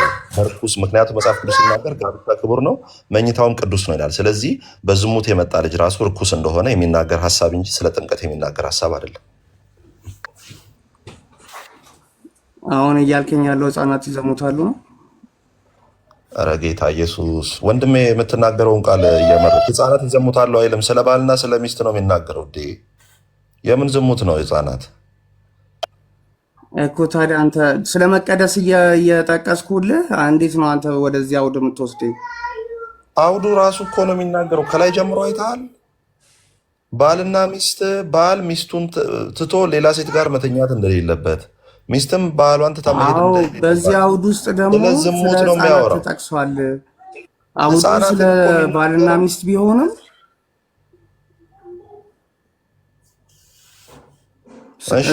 አውዱ ስለ ባልና ሚስት ቢሆንም ስለ እነሱ ፍሬዎች እያወራ ነው አይደል? ስለ ቤተሰብ እያወራ ነው ማለት ነው። ስለ እነሱ ፍሬዎች ከምን አንጻር ነው የሚያወራው? ሰው ሚስቱን ትቶ ከሌላ ቢወልድ በዝሙት ልጅ ቢወልድ ልጆቹ የረከሱ ናቸው ነው የሚለው።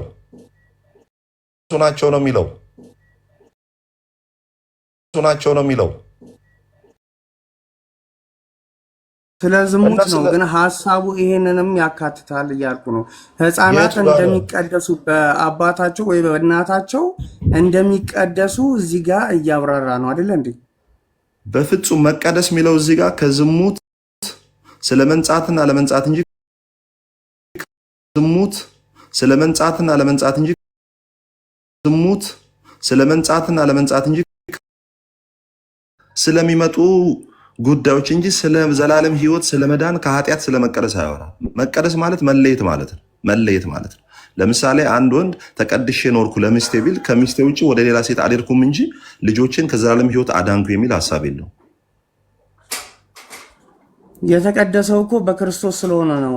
በክርስቶስ የሚል ሀሳብ የለም። ስለ ዝሙት ነው የሚያወራው። በክርስቶስ የሚል አምጣ። የት አለ በክርስቶስ የሚል አምጣ እስቲ። ያመነ ማለት ታዲያ ምኑን ነው የሚያምነው? ወንድሜ ባልና ሚስት ስለ እናንተ አይደላችሁ እንዴ? አቤት እምነት የምትሉት እኮ እናንተ ናችሁ። እንዴት እዚህ ጋር አልታየህም? አሁን ፈቃደኛ ነህ ለመማማር? ፈቃደኛ ከሆንኩ ደግሜ ሙሉ ሀሳቡን ላስረዳ። ሌላ ነገር ማትናገር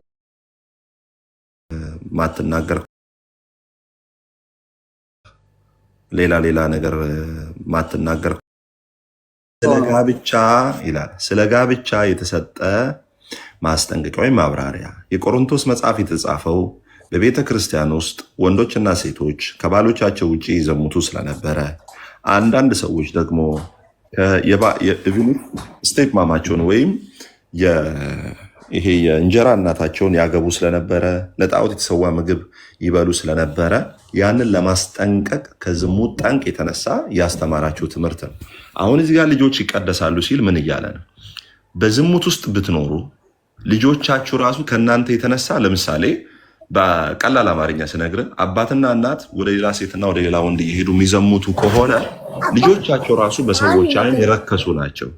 የነዚህ አባቶች ናቸው እኮ እነዚህ ልጆች የሚል ኢምፕሊኬሽን ይመጣል።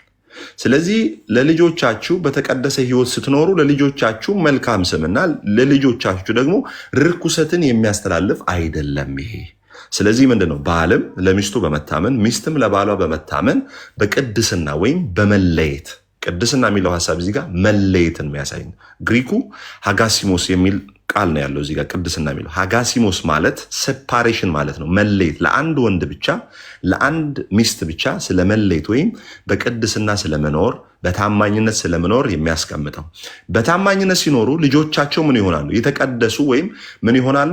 እንደነርሱ የተለዩ ወላጆች ልጆች ይሆናሉ። ካልሆነስ በዝሙት የሚመላለሱስ ከሆነ ልጆቻቸው ራሱ በሰዎች ዓይን የረከሱና ይሄ በውራጅነት የሚታዩ ስለመሆናቸው የሚያሳይ የመጽሐፍ ቅዱስ ሀሳብ እንጂ ልጆቻችሁ እናንተ ስላመናችሁ የዘላለም ሕይወት ይኖራችኋል የሚል ሀሳብ የለው። ማንም ሰው በራሱ ጌታ ኢየሱስ ክርስቶስን እስካልተቀበለ ድረስ በቤተሰቡ እምነት አይድንም። መጽሐፍ ቅዱስ ላይ የትኛው መጽሐፍ ቅዱስ ሀሳብ ላይ ስትሄድ በ40 ቀን በመጠመቅ በ80 ቀን በመጠመቅ የዘላለም ሕይወት አለው የሚል መጽሐፍ ቅዱስ ሀሳብ የለው። ሰማኝ ወዳጅ ሰምቻለሁ። የዘላለም ሕይወት አለኝ ብለህ ታምናለህ? አዎ። አሁን ጻድቅ ነህ? ጸደቅኩ የሚባለው ስጸድቅ ነው ማለት ሞቼ መንግስተ ሰማያት ስንገናኝ ነው ጸደቅኩኝ ብዬ የምናገረው እንጂ እኔ በድፍረት እኔ ራሳችሁን ዝቅ አድርጉን የተባለው ዝቅ እላለሁ። ዝቅ ማለት ባይዘዌ በራሴ ጸድቃለሁ ማለት ዝቅ ማለት አይደለም። ዝቅ ማለት እኔ አቅም የለኝም ጽድቄ ኢየሱስ ነው እርሱም በማመኔ ጸድቃለሁ ማለት እንትን አይደለም። ባይዘዌ ትዕቢት አይደለም ትህትና ነው እንጂ ሰው ሲሞት ነው የሚጸድቀው ብላል። እዚህ ጋር ግን አንደኛ ቆሮንቶስ ምዕራፍ 16 እንዲህ ይላል። ምዕራፍ 6:11 ከእናንተም አንዳንዶች እንዲህ ነበራችሁ፣ ኃጢአተኛ ነበራችሁ፣ ነገር ግን በጌታ በኢየሱስ ክርስቶስ ስም በአምላካችን መንፈስ ታጥባችኋል፣ ተቀድሳችኋል፣ ጸድቃችኋል ይላል። አንተ ደግሞ ስሞት ነው የምጸድቀው ብለሃል።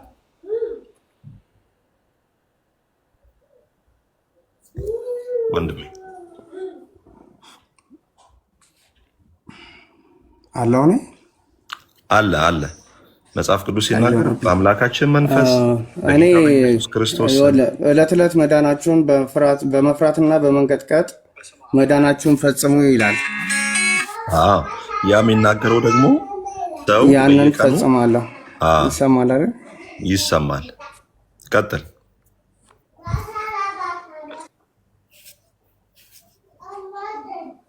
ይሰማል ወንድሜ ቀጥል። ይቅርታ ስልክ ገብቶብኝ ነው። ዲሌይ ታይም አለው መሰለኝ።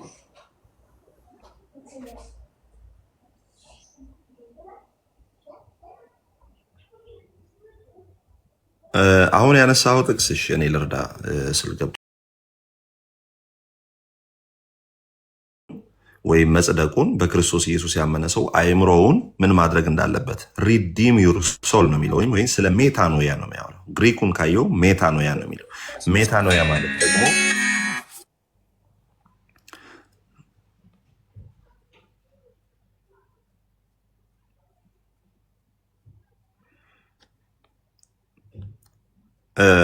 ይሰማሃል ወዳጅ? ይሰማሃል? እሺ እኔ አንድ ነገር ልናገርና ልጨርስ። ዕለት ዕለት የነፍሳችሁ መዳን ፈጽሞ የሚለው ሀሳብ ብዙ ጊዜ በራሳችን እንጸድቃለን፣ በራሳችን እንድናለን ብለው ሰዎች የሚያነሱት ወይም ዳውት የሚያደርጉት ጥያቄ ነው። ዕለት ዕለት የነፍሳችሁ መዳን ፈጽሞ የሚለው ሀሳብ ከምን ጋር ነው የሚተያየው? ሰው ልጅ በክርስቶስ ኢየሱስ ካመነ በኋላ ነፍሱን ለእግዚአብሔር ቃል በማስገዛት እግዚአብሔርን በመምሰል ለተቀደሰበት ወይም ለተለየበት የክርስትና ሕይወት ደግሞ ራሱን በማስለመድ ሁል ጊዜ ራሱን ለእግዚአብሔር በማስገዛት መንፈሳዊ የሆነውን ነገር በማስለመድ ዕለት ዕለት ራሱን ከዘረኝነት ዕለት ዕለት ራሱን ከክፋት መጠበቅ እንዳለበትና ሰው ከዳንና ከጸደቀ በኋላ ነፍሱን የእግዚአብሔርን ቃል በማስተማር ዕለት ዕለት መዳኑን ምን ማድረግ እንዳለበት ማሳየት እንዳለበት መግለጥ እንዳለበት በሰዎች ፊት በሰዎች ዘንድ የዳነበትን የጸደቀበትን ያንን ህይወት ስለ ፕራክቲካል ራይቸስነስ ወይም ስለ ተግባራዊ ክርስትና ወይም ስለ ተግባራዊ ጽድቅ የሚናገር ሀሳብ እንጂ መዳናችሁን ፈጽሙ ሲል ራሳችንን መዳናችንን የምንፈጽመው የሚል ሀሳብ አይደለም ያለው። መዳናችንን የተፈጸመው መጽሐፍ ቅዱስ እንደሚናገር የመዳን ቀንድ የሆነው መዳናችንን በመስቀል ላይ ተፈጸመ ብሎ የፈጸመው ጌታ ኢየሱስ ክርስቶስ እንጂ ማናችንም በራሳችን መዳናችንን የፈጸም አቅም የለንም። ዕለት ዕለት የነፍሳችሁን መዳን ነው የሚል የነፍሳችሁን ነፍስ ሶል ማይንድ ሳይክ ማለት ምንድነው? ነፍስ ወይም ማይንድን ማይንዳችሁን ሁል ጊዜ የዳናችሁ ሰዎች የጸደቃችሁ ሰዎች ምን ማድረግ አለባችሁ? ማይንዳችሁን የተቀደሳችሁበትን መቀደስ አይምሯችሁን ሁሌ ለእግዚአብሔር ቃል አስገዙ፣ ሪዲም አድርጉ። ሁል ጊዜ በደንብ አድርጋችሁ የዳናችሁበት ድህነት እንደሚገባ መላለስ የሚያሳይ ራሳችሁ ዳን እያወራው ትልቅ ሰው አይደለ ወዳጅ? እያወራው ነው አይደለ? ታወራለህ፣ እያወራው ነው። ስለዚህ የዳናችሁበትን ድህነት አይምሯችሁን ሁልጊዜ ለእግዚአብሔር ቃል ከዚህ ይሄ ጋር የሚስተያየው ምንድነው? ሮሜ ምዕራፍ 12 ላይ ሪኒዋል ኦፍ ዘ ማይንድ ወይም ስለ ሜታኖያ የሚናገረው ሀሳብ ምንድነው የሚለው? የእግዚአብሔር ፍቃድ በጎና ደስ የሚያሰኝ ፍጹም የሆነውን እሱም ለማወቅ ትችሉ ዘንድ ዕለት ዕለት የነፍሳችሁን መዳን ፈጽሙ ወይም እግዚአብሔር አምላክ የሰጣችሁን ያን የእግዚአብሔር ፍቃድ በጎ ደስ የሚያሰኝ ፍጹም የሆነውን ፈትናችሁ ታውቁ ዘንድ ምን አድርጉ ይላል? በአእምሯችሁ መታደስ ተለውጡ እንጂ ይህንን ዓለም አትምሰሉ። የአእምሮ መታደስ የሚለውን ሴም ግሪክ ወርድ ሜታ ነው የሚለው እዛም ገላትያ ፊልጵስዩስ መጽሐፍ ላይ ሜታ ነው የሚለው በአእምሮ መታደስ የነፍሳችሁ መዳን ፈጽሙ የሚለው አእምሮ መታደስ ወይም ሁል ጊዜ አእምሮን በደንብ አድርጎ በእግዚአብሔር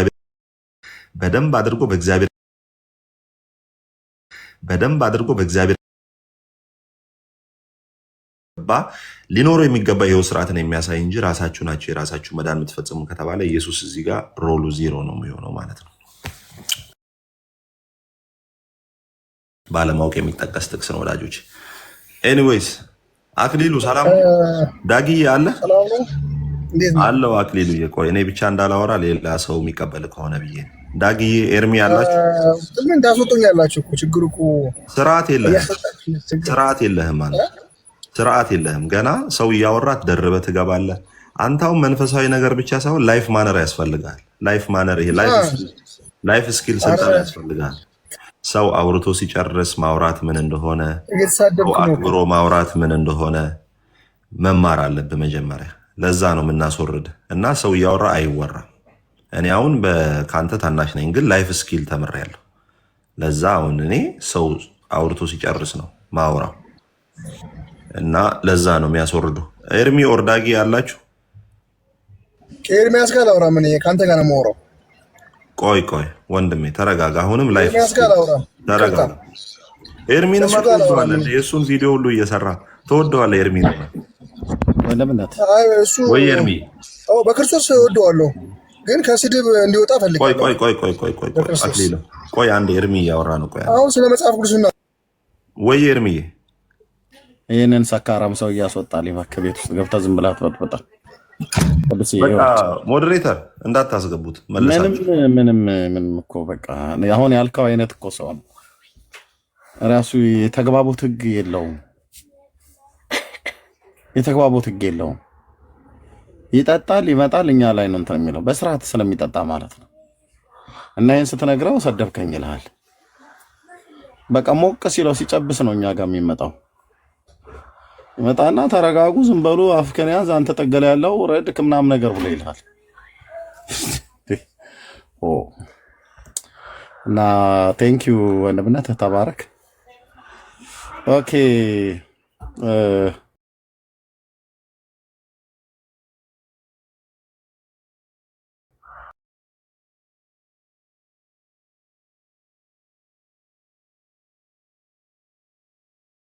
ልጆች የከፈተ ሰው አለ እንዴ? ሌላ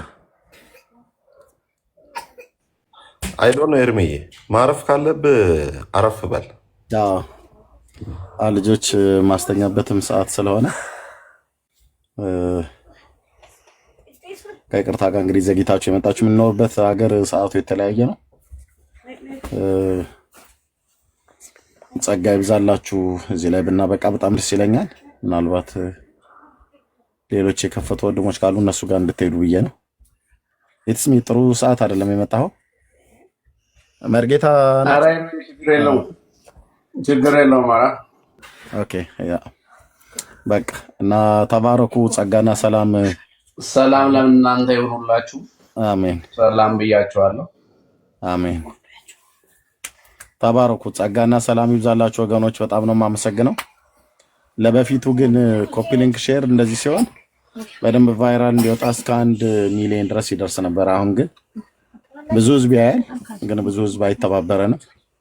ምክንያቱም ምን እንደሆነ ባናቅም ማለት ነው። ግን ጸጋ ይብዛላችሁ። ተባረኩ። ሰላም ዋሉ፣ ሰላም አምሹ እንደየሰዓታችሁ አቆጣጠር። ኤርሚ ጋር እየገባችሁ ፕሮፋይል ውስጥ እባካችሁ፣ ቆይ ኤርሚ ጋር እየገባችሁ አሁኑ ነው ሲወጣ አለ አይደለ? ኮፕ ሊንክ በቃ ፔጁን ፕሮፋይሉ ላይ ስትገቡ ላይቭም እንዲወጣ ያደርጋል። እኔም ጋር 100 ሰው እንኳን በመከራ ነው እየገባ ያለው። ዴይ ቱ ዴይ ነው ሪፖርት የሚያደርጉት።